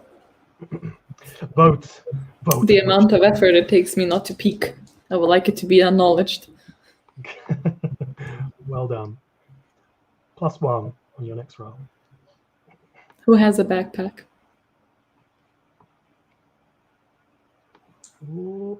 Oh yeah, does Cordell have any? You leave any snacks behind? Is what Jacques would be just double checking.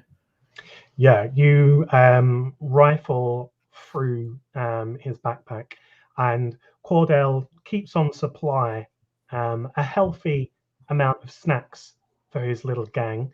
What would Jack's favorite snack be? Maybe like the fantasy equivalent of like one of those little nature bars with like the nuts and honey. Nice. Granola. Like basically granola. Simple but effective. Devanthia?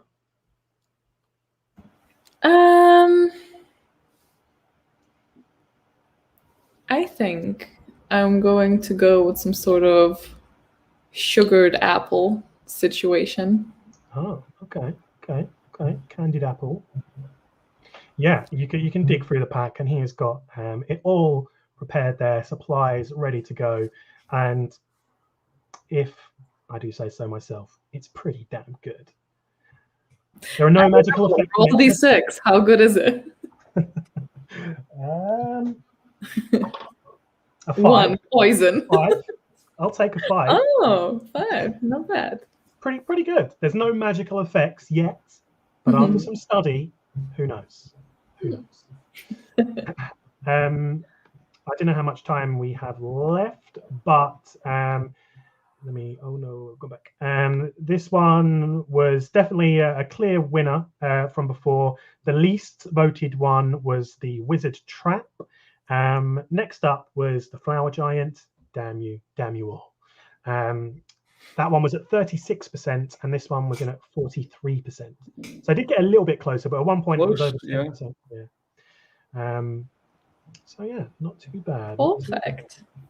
Okay, let me reset for another 30 minutes. Hope everyone's reading is going well. I've seen people finishing books. Do not forget to submit to the form. I will do that too, because I finished that comic. And in the next sprint, maybe we will have a little sneak peek into what numbers are we on. Not that it's any race or anything, but 'tis fun though, because it's big numbers and my brain doesn't quite like visualize that amount. So it's extra fun. But yeah, let us. In case anyone has joined late, there's currently a poll in chat where you can decide on what challenge these characters face next, very similar to what G posts on Twitter and the like. We're going for a small story. So if you want to take part, you can vote on what comes next. In case you're Yes, and this will be available later to watch if you want to, if you missed the beginning. All right. And Slippy can have maybe there's a stray bug that it's because you'd have to maybe dust some of the dirt off that candied apple. So Slippy will come along and he'll be like make sure that candied apple's clean before Jacques passes it to you, so you're none the wiser. Okay, because I was about to say, so I'm just getting some sort of frog licked apple. Like Jacques, he rubs it on his, he's like dusts it a bit on his. Yes, that's very kind of you. When we come back, we'll be rolling for tripping toads. No, another journey. So which break are we on actually now? I think there's like 2 more choices after this, I think. Yeah. So that.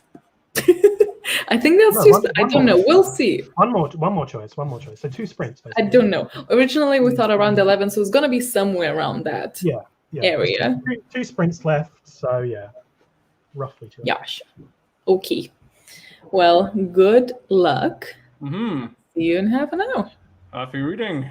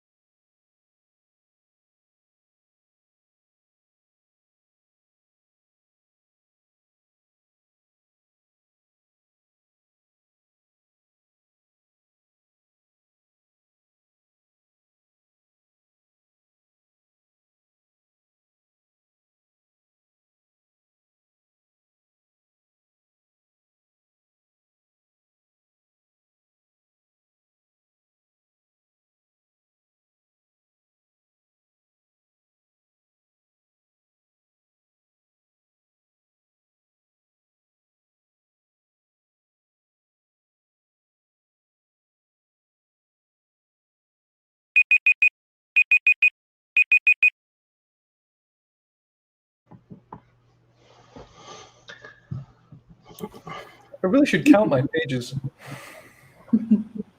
What page are you on? I am on 333. Not bad. 333. Nice. Nice.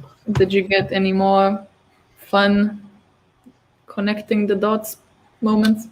At one point, like one thing that's been getting me in Rhythm of War is, you know how in almost every, I don't know if it's all Brandon Sanderson books, but at least in the Stormlight Archive, at the beginning of some of the chapters, there's like a little blurby bit. There's like a little, whether it's like an excerpt from something else within the universe or whatever. One of them was talking about Scadrial in this, which is the world for Mistborn, and there's so many things connecting about. It's it's good. They're currently going for a little traipse through Shadesmar, so they're in basically the spirit world for lack of a better analog, really. Nice. Again, I have no idea how many pages. A couple more chapters of the audiobook down. I'm about halfway through the book now. So nice. I've done just a little bit, not a lot, this one. Just a wee bit. Tiny little bit. Yeah. Oh my god. So, what are the results? Okay, your choices are the statue crying for a lost love, a trapped iron golem, or the bard who controls time. I like the first one. That sounds like a bit of a rocky relationship.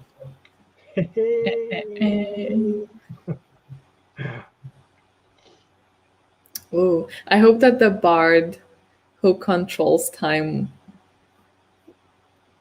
won. Because I hope that he's just a bard with like a really good like inner metronome. Like by controlling time, he's just really good at keeping beat. Or just has a watch. I'm very good with time. He's the first person to invent a watch in Orilium. Yeah. Extremely good at time. Um, Pulls out an iPhone. so He's this serving one, like an analog for wits. He's just gonna have someone from somewhere else. this one is definitely the biggest victory so far.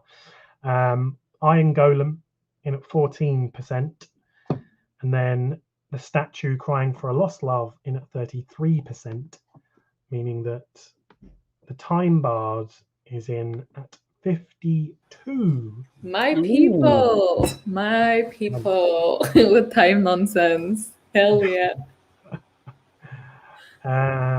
So you carry on the path. The woods do start to thin and separate a bit now, and you actually start ascending a little bit, the path going up and higher as the forest thins out. And as it does, you do come across a small clearing, and you see a humanoid figure in a dark black cloak that is shrouding their face, and they're sitting on a fallen tree trunk, and it appears that they have 4 arms that are currently holding and playing a finely crafted dark wood cello, and the melody is slow and haunting as you approach. 4 arms. Well, that So. could be very handy in so many situations. Well, at least they're not attacking us, and they're vaguely humanoids. Probably look sophisticated enough to me. We can ask them if they've seen somebody dragging a wee corridor through here. I mean, Jack, they might not be hostile because they might not see us yet. Oh, let's get them away then. Do you want to say hi then? You're muted. I mean, they're playing an instrument. They can't be all that bad. Yeah, that sounds Reasonable logical to enough, me. Yeah, Oh, sure, yeah. I like music. Mm-hmm. And we just go like all happy to this like almost like what I imagine very suspenseful like funeral march and Yeah, we just kind of just wave with the a little pot bit. with the frog like. Yeah, big pot under one arm. And you approach and give a wave, and she and this figure looks up. It seems to be a woman, and her voice is chord-like, and as she speaks, it finishes in whispers. Hello, children. I cannot stop practicing. I must not fail again, fail again, fail again. And her fingers are just up and down the fretboard of this cello. That's fine. We won't take up much of your time. I was wondering if you've seen a wee fellow with horns either walking through here on his own volition or maybe being dragged by someone. Very good cook, really, really nice guy. I mean, you wouldn't know that obviously, but just in case you meet him again. Yeah, hidden depths. I've seen many things, many things, many things. Some that have passed, and some that are yet to be, yet to be, yet to be. Ooh. All right. I just kind of look at Jack and be like, okay, but have you seen Cordell though? Like the friendly looking, possibly scared shitless Earthling pass? That would be in the past. Just to help with the search. Roll a d6 for me. Where am I? Oh, there. 5. Okay. You ask, and as you do, their finger hits a bum note on the cello, and you just hear this discordant sound ring out, and her eyes snap up, staring into you, Devanthia. I have seen many fools pass through these woods, through these woods, through these woods. I can give you information for a price, for a price, for a price. I just kind of touch my cloak and look at the pockets and pull out half an apple from slightly frog-licked. Pull out a couple of coins. With other, I'm gonna go on a whim and say that you don't have much to offer as well, Jack, right? No, I've got inside my pack. I've got a variety of bog frogs, like hunting implements, things for catching animals in a humane way. There's like little boxes and little snares. There's specifically created and crafted bog frog. It's like a tarpaulin, like a leathery sheet that you put down, and the frog jumps on it and it's spring loaded and it catches it up in a bag. And if you need, these are very specific tools. I don't have any. I don't keep cash on me. We can offer some very niche, very unique apparatus. Very rare, if that's something that appeals to you. I could give you some pointers for that bum note that you hit as well, because I've played some instruments in the past. I've got an ear for these things. Listening, I'll do a lot of listening. Bum note. And she glares at you, Jacques. Roll a d6 for me. Oh, everyone's a critic. 5. And you feel this strange sensation roll over your body. You're used to some pretty weird magic from the bog, and you're able to like shake it off and resist it. But Devanthia, as you do, you see Jacques just sort of like blink away, and just like the tip of his beard just like tinges grey a little bit. And she'll say, I have no need for your money, your money, your money. All I require is a little bit of time, of time, of time. And she'll just like reach out this thin, bony hand towards you. Towards me? Just like towards the both of you. You're both in the same general okay. direction. I kind of step a couple of steps back. They're like, I don't fuck with time. We're kind of pressed for time. We're on a path. We're heading places. We're going places. A really lovely place. I'm going there. But we also, Cordell's been away for a wee while, so he might be running out of time. How much you needing? Is this like, will this take a while, or will it just take a few seconds? It'll take as much as I need to practice, to obtain perfection, perfection, perfection. And she starts playing again, and stands up and starts walking towards you. Right, Jack's gonna just default to how we handled the trees. I think Devante, we're gonna just spin, and we're gonna walk away. Yeah, no, okay, that's fine. I'm like, ooh, okay. I would also maybe steal a glance at the actual instrument and see if it's maybe needing some tuning or something, so I can help her in that way to just, bargain instead of time and be like, oh, well, I think I have something to help you that would save a lifetime, I can, that is if I notice anything on the instrument. Yeah.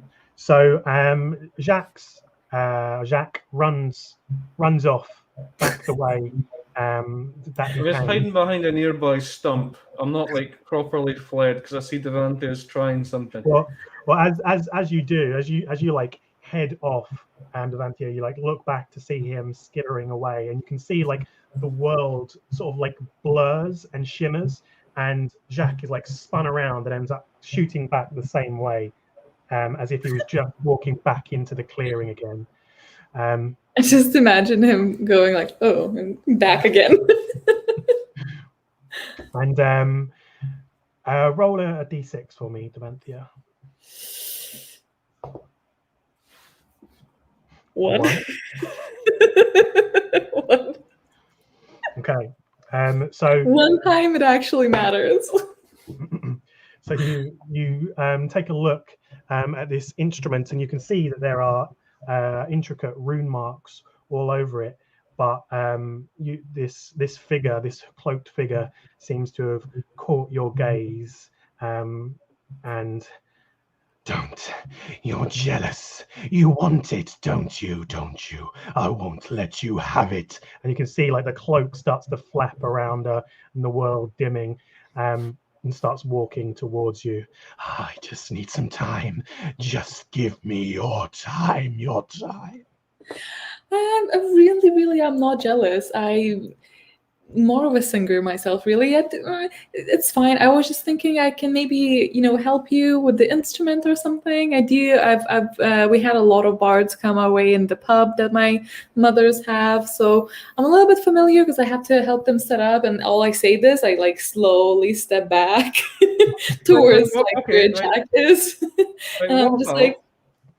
Because I don't like how about I give you a different time, like not now at the present, but we give you something. I can come back after we're all like once we've got the magic, because the one that you can do timey stuff with magic sometimes, right? The things you can do.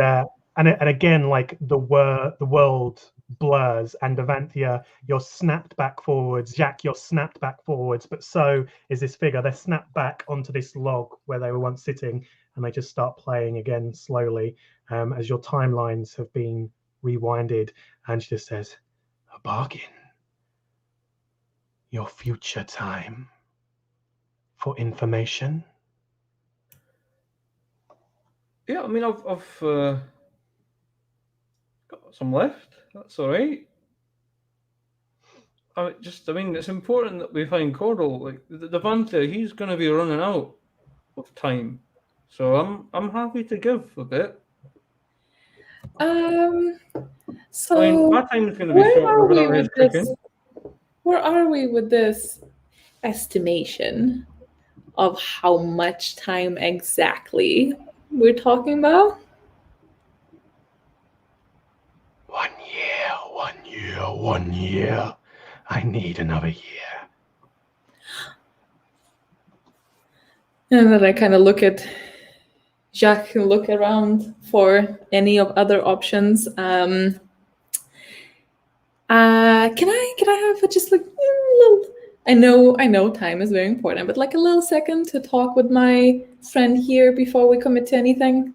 Yeah, because it might be like a timeshare situation, 6 months each. So I guess just talking Yeah. business, talking shop. She just bows her head and starts playing again. So, see, I'm thinking either we give the year, maybe we can get like 6 months each. We can say that it wasn't specific enough, right? And then give 6 months each. Or I'm thinking like so that's one option, right? And then like option B, I'm thinking murder. Oh, it's fine, don't worry. My mother's told me that, and I really believe this, that when you die, you're fine. Like, it's just another door that opens. We're just here for a little bit.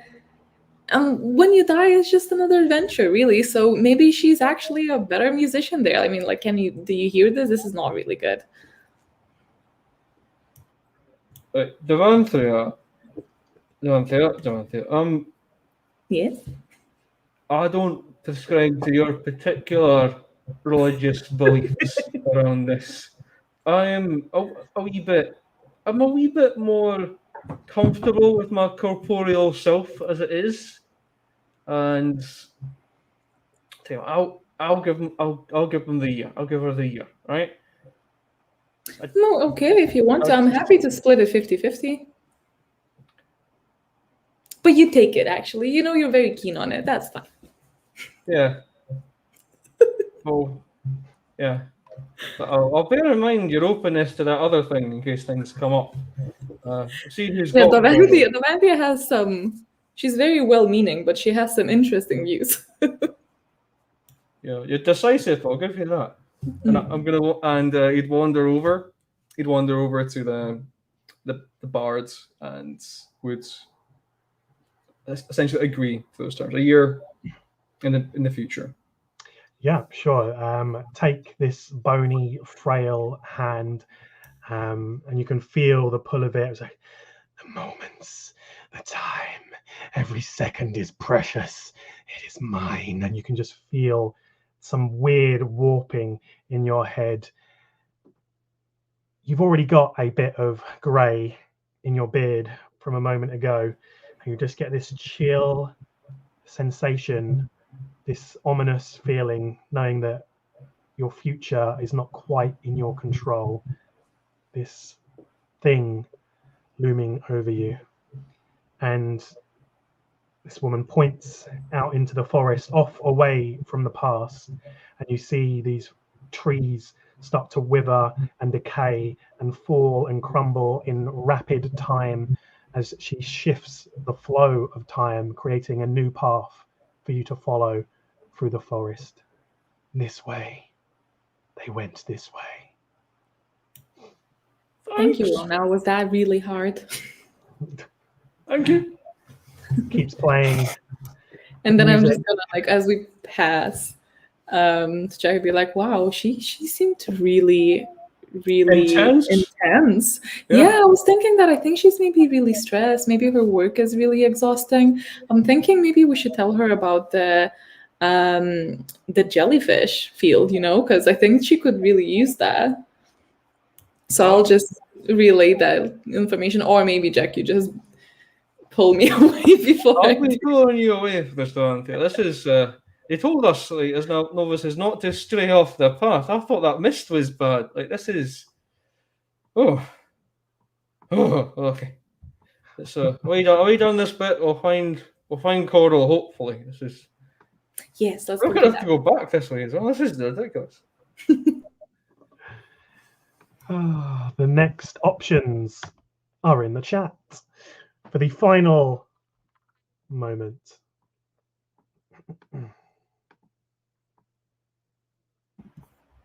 Gotta refresh.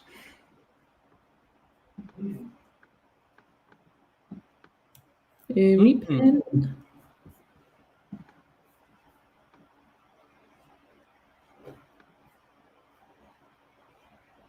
I'll be like, I think I can smell Cordell. Smells a bit like.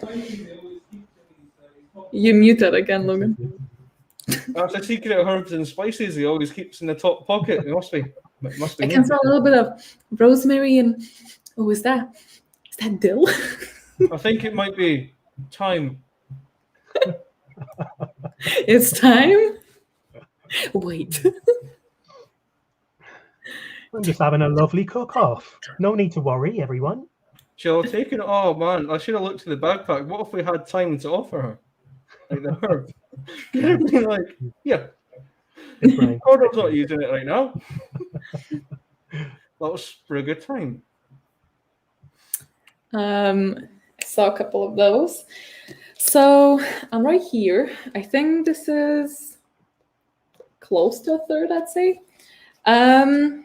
It's I don't know. I enjoy the pacing of it at the beginning, I think, a little bit more. However, it's definitely not bad. I think I am looking forward to this getting a bit more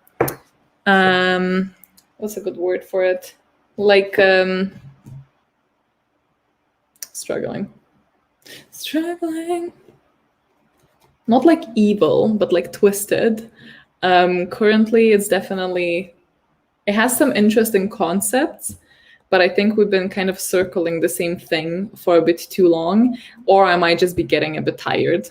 It could just be, both. But I'm enjoying it, yeah.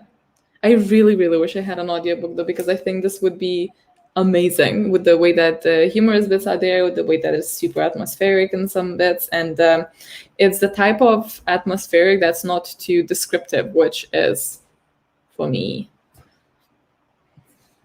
Very nice, very nice. People voted. Noise. Voted. We should give you a little sticker. Voted. Oh, there's apparently these characters. A big like a big thing. There is a favorite. That's all I'll say. There's a clear favorite. Of yours as well? Oh no, what if it doesn't get picked? Is your favorite winning? Oh no, I mean wait. Actually, this is interesting. It's fine. We're gonna go for a shorter sprint either way. From the previous choices, obviously we know that you wanted the giant with the flowers. But from the other ones, did your favorites win or?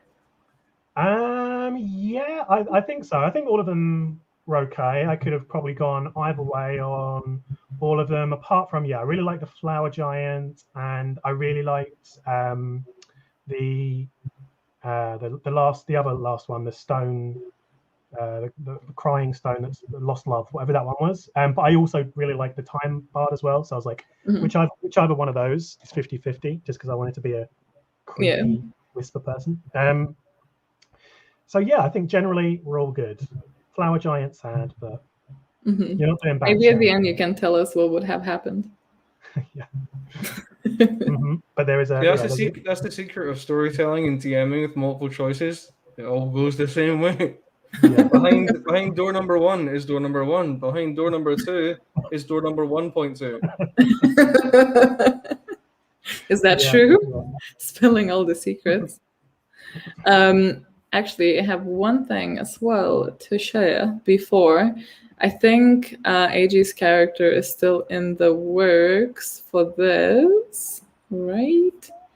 But Logan has doodled our character, so I thought I will give you a quick show. Basically spent today playing a little bit of Baldur's Gate 3 early access, reading Rhythm of War, and doing a couple of drawings. Very nice. So that's me. Very cool. Very cool. And then the thing we're all looking for is wait, but you have two. There's one here, very grumpy. And then didn't mean to do that. And then there's another one. A secret frog. Slippy number 2. Explain yourself. They were That twins. one's shy. Like Rug That one's likes to stay in the pocket. Okay. His name is Rug. Love it. He is a secret frog. He is shy. He's not good around people. Aw, Slippy Junior. Slippy Junior. I love that. I will link Logan's drawing Instagram as well, and the description afterwards. Yeesh. Okay, how do I stop it? You cannot stop the frogs. No stopping the frogs. Frogs forever. The frogs control the time. Time frogs. So without Quantum hop. saying much, but I've seen a lot of these and these, and this is not even half a conversation yet, but there is a 0.3 amount of conversation in that direction going, so I'm gonna say currently. 0.3, everyone. 0.3.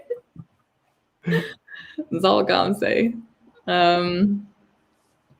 But yes, okay, let me put up a very nice short 20-minute mini sprint, a jog. Mini sprint. And that will be our last one, and we're gonna do some more talking, maybe here, well, obviously, hopefully, find Cordell and eat some dinner. Dinner by the time we find him.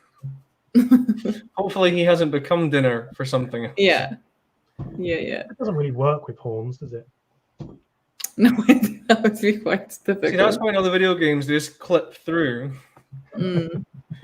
Imagine you loan your little earthling friend a cloak and they take scissors to the hood so that it fits.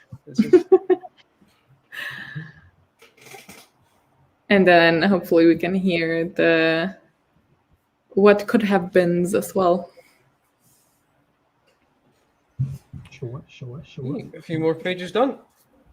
Yes. The finale. Final kick. Good luck. Let's go.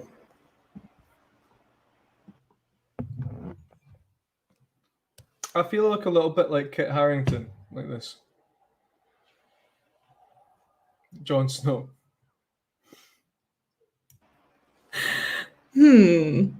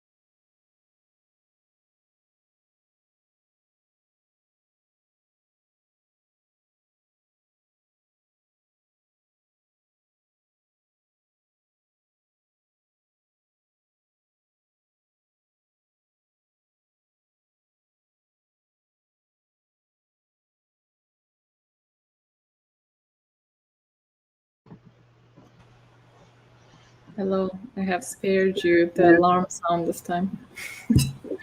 Thank you, master.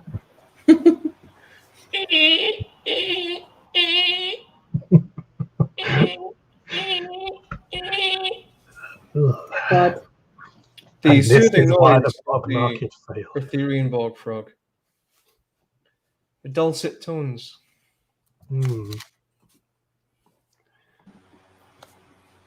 I have, however, taken off the wig because it's kind of itchy, and I think after having pressed my hair down for several hours, it actually looks like the drawing more than the wig does.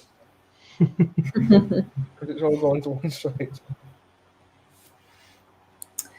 Yes, well done, everyone. If you've been from the very beginning, or if you've joined later, if you're joining now, I am sorry, this was the last sprint. But once we finish this, it will upload as any normal video, so you can just start watching from there if you want something on the background as like a sprinty thing. And by the time we finish, we will have surpassed 10 hours of streaming. 10 hours is a lot. So you have that. Professional streamer. But I see some people finishing their books. Oh no, just 7 pages. You carry on. Get those done. Finish. Slippy. I am sorry. I know I found that people find the buzzer less scary than someone just being like, hello. I wonder why. Hello. Oh no. Oh. Well, yeah, well done. So I want to just quickly ask you guys, without peeking, before the sprints, not before, like, this is not obviously the whole 24 hours, but before the sprints, we were at 7,307 books and 2,635,844 pages, so 2.6 million pages. What are your guesses that we are at now? Oh, hello, Screamo. I have absolutely no reference. Yeah, I don't know how to gauge this. Another 300 books. I think 300 books is high. Too high. No, it's too high. I'm sorry. No, I had faith in you. 300 books. 300 books. So that would be like 7,600, your guess? Yeah. We have someone with even more faith. 8,000 books and 2.8 million pages. Ooh, 9,000 books. I genuinely don't know. So this is all 2.846 million. Big if true. Oh, okay. So let me open the file and refresh it just for shits and giggles, though it should refresh on its own. Oh, okay. Let me find who kind of guessed it, I think. Or maybe no one actually did. That means it's not me. So we have 7,996 books. Ooh. 97, sorry now. Well done. And we have 2.88575. Not 6-4. Yeah. Clap. That is a lot. Well done, everyone. Well done. You exceeded my expectations. Not quite there, but I think we might get there if we go at this. If we take this as a sample. By the time 24 hours go full circle. Yeah, because the Americans are just picking up speed as well. So yeah, and Australians are rising. Yeah. Good morning, Australia. Yes. Very nice. Okay, with that update, I pass the mic to you, AJ. Hello, everybody. Clear winner this time. 15.2% in last place. A dark sorcerer, the edgelord. 20.2% in second place. A stone angel. Ooh. Overwhelming in first place. 64.6%. You push through this clearing that has been made for you by this creepy bard-like person. And Jacques, you know from this connection you had with the magnificent stag what you are approaching as you grow closer to the clearing and can hear the crackle of wood. You think back and you can see the vision of Cordell tied up on the boat, a cloaked figure, and as they turn to look at the stag, you see not one face, but many tiny little faces in a mushroom. There are hundreds of tiny little mushroom men, all stacked atop each other, wearing a cloak. So, what was the actual option? Enter Mushroom into some kind of Smurf Souls game. The clear winner with 64% was Mushroom Men. The Mushroom Man. Oh. So, just like one big, you could say, toadstool. So, on that awful joke, Shaq, you have this knowledge that you are going to face Mushroom Men in this clearing. Finally, something that Jax understands. As you push closer, you can see Cordell is there. He has been blindfolded, gagged. He is hogtied above what seems to be a fire that is currently being built up as these tiny little mushroom men with tiny little sticks have been sharpened to like toothpicks, marching around, hauling together in groups bits of wood. Since you had this pre-knowledge, Jax, from the stag, how would you like to attempt this? How are you going in? Obviously, with Devantia as well, you can team up, but you know what you're about to face, basically. Yeah, I'd be letting her know, and my mind would be going, I remember a fair few mushroom stews that Cordell's made from us. This could be an act of vengeance, what they're trying to do. I was thinking that maybe he was following the mushrooms to make like mushroom soup. Yeah, if you're not careful when you take from nature, you've got to make sure you ask nicely, that you give back as well. If he's been harvesting too many herbs and too many mushrooms, that's what draws the mushroom men out. I've been told many a tale. My gran used to sit me down and say, Jack, if you sit down for too long, little mushroom men will grow on you, and all your bad deeds, they'll just soak them up, and they'll do bad things. My grandma, she wasn't a good storyteller. He'll do bad things. She never elaborated any further, but that was enough for me. It's fair play. They do the bad touch. No, that sounds fair. So what do we do? What do mushrooms fear? Well, we're a great deal bigger than them, so probably us. If we go in there and try and just... I mean, you're not that much bigger. He's like looking up at you like this. You've got a point, fair enough. I'm thinking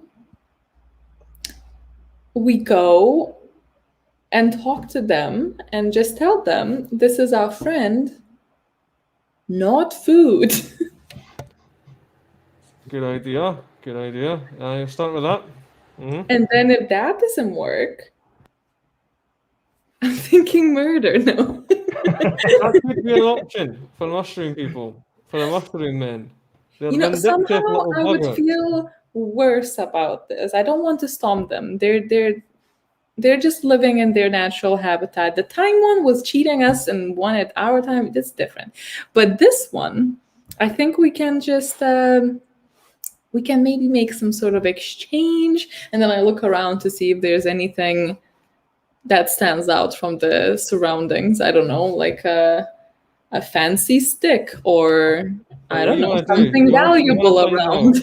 You want to find out what they're doing with Cordell? Is he just a tasty morsel that they've come across and just taking him all this way? Or is there some deeper reason that he's been chosen by these mushroom people? So, we do have the pot. That's what we do. We go in, try and find out all nice. That doesn't work. We threaten them with a pot. We threaten. I think it's like a mage hand, right? We don't even go in, just like some sort of mage hand to grab the pot, and only pot comes in. We like hide behind like a bush or something and just like look through, see how they react, and the pot flows in. Maybe Slippy's inside. I don't know. No, they might just think that that's just something else to add to their stew if Slippy's in there. But yeah, that could work. So you're casting a mage hand like thing to float the pot into the clearing. Is that the current plan? Yeah, Jacques will support with like a tiny like pillar of earth and vines, just helping like hold it underneath as the hand pushes it forwards. Okay, and yeah, sure. Both of you roll a d6 for me. 1. 6. Nice. Okay. So, and what is your intention with the pot? You're trying to scare him away. It's to approach as menacingly as possible. It is to approach with. It's to send a message. It's approaching with culinary intent. Risotto is what we want to get across here. Okay, so you Devanthia, causing a gust of chill winds to lift the pot up. Jacques lifting it up through the earth and the vines, boosting it into the air. It floats out into the clearing, and as it does, she's done a run up. Is this, I'll be back in a sec, or is this carry on? I don't know. As the pot glide. Yes. Ominous. I am scared. As it does, it like blocks out the sun and causes this shadow, which is huge, over these tiny mushroom men, and you hear them squeal. I don't know if I can do the high-pitched voice. Oh no! It is the fear pot! The pot that was promised! No! He has summoned the dread pot! As it floats in over them, they start launching these tiny toothpick twigs that like ching, ching, ching, ching, chinking off of this pot. Unfortunately, their throws are in vain and in fact fall down, snapping away some of Cordel's bindings with a 6. He like rolls free as these little tiny mushroom men and women, we don't discriminate, run away from the dread pot, and they start like running out, skittering behind logs and into the wood away from this fire they were building. What are you doing? Victory is ours. Okay, great. Let's go untie our friend. Yes, let's get caught up. Yeah, you're able to head over and free Cordell, unbind this magnificent being. Mm-hmm. Oh, hello there, friends. How are you doing? And where the hell are we? What are you doing here? I don't rightly know. I was out in the morning picking some fresh mushrooms for a little breakfast, and then I got carried away on a sea. I have picked the wrong mushrooms, I feel. That's okay, we got you now. So you see, like there's do you have anything to eat? I'm kind of hungry. You traveled a long way. We found your pack, so we've got some of those things there, but we should be getting back. They'll be tracking. Here's your pod, by the way. We found your pod. Oh, thank you. Yeah, I'm sure we can rustle up something good. Maybe Oh, I know, I fancy some mushrooms. Have you seen any mushrooms around? He starts foraging around. And me being forgetful, I was like, oh, I've seen some. There's like some growing there as well, and there was some like running around. And you just hear like little squeals, like, no, please. Jacques is just incredulous. All right. Wow. Actually, I'm feeling like maybe something fruity instead.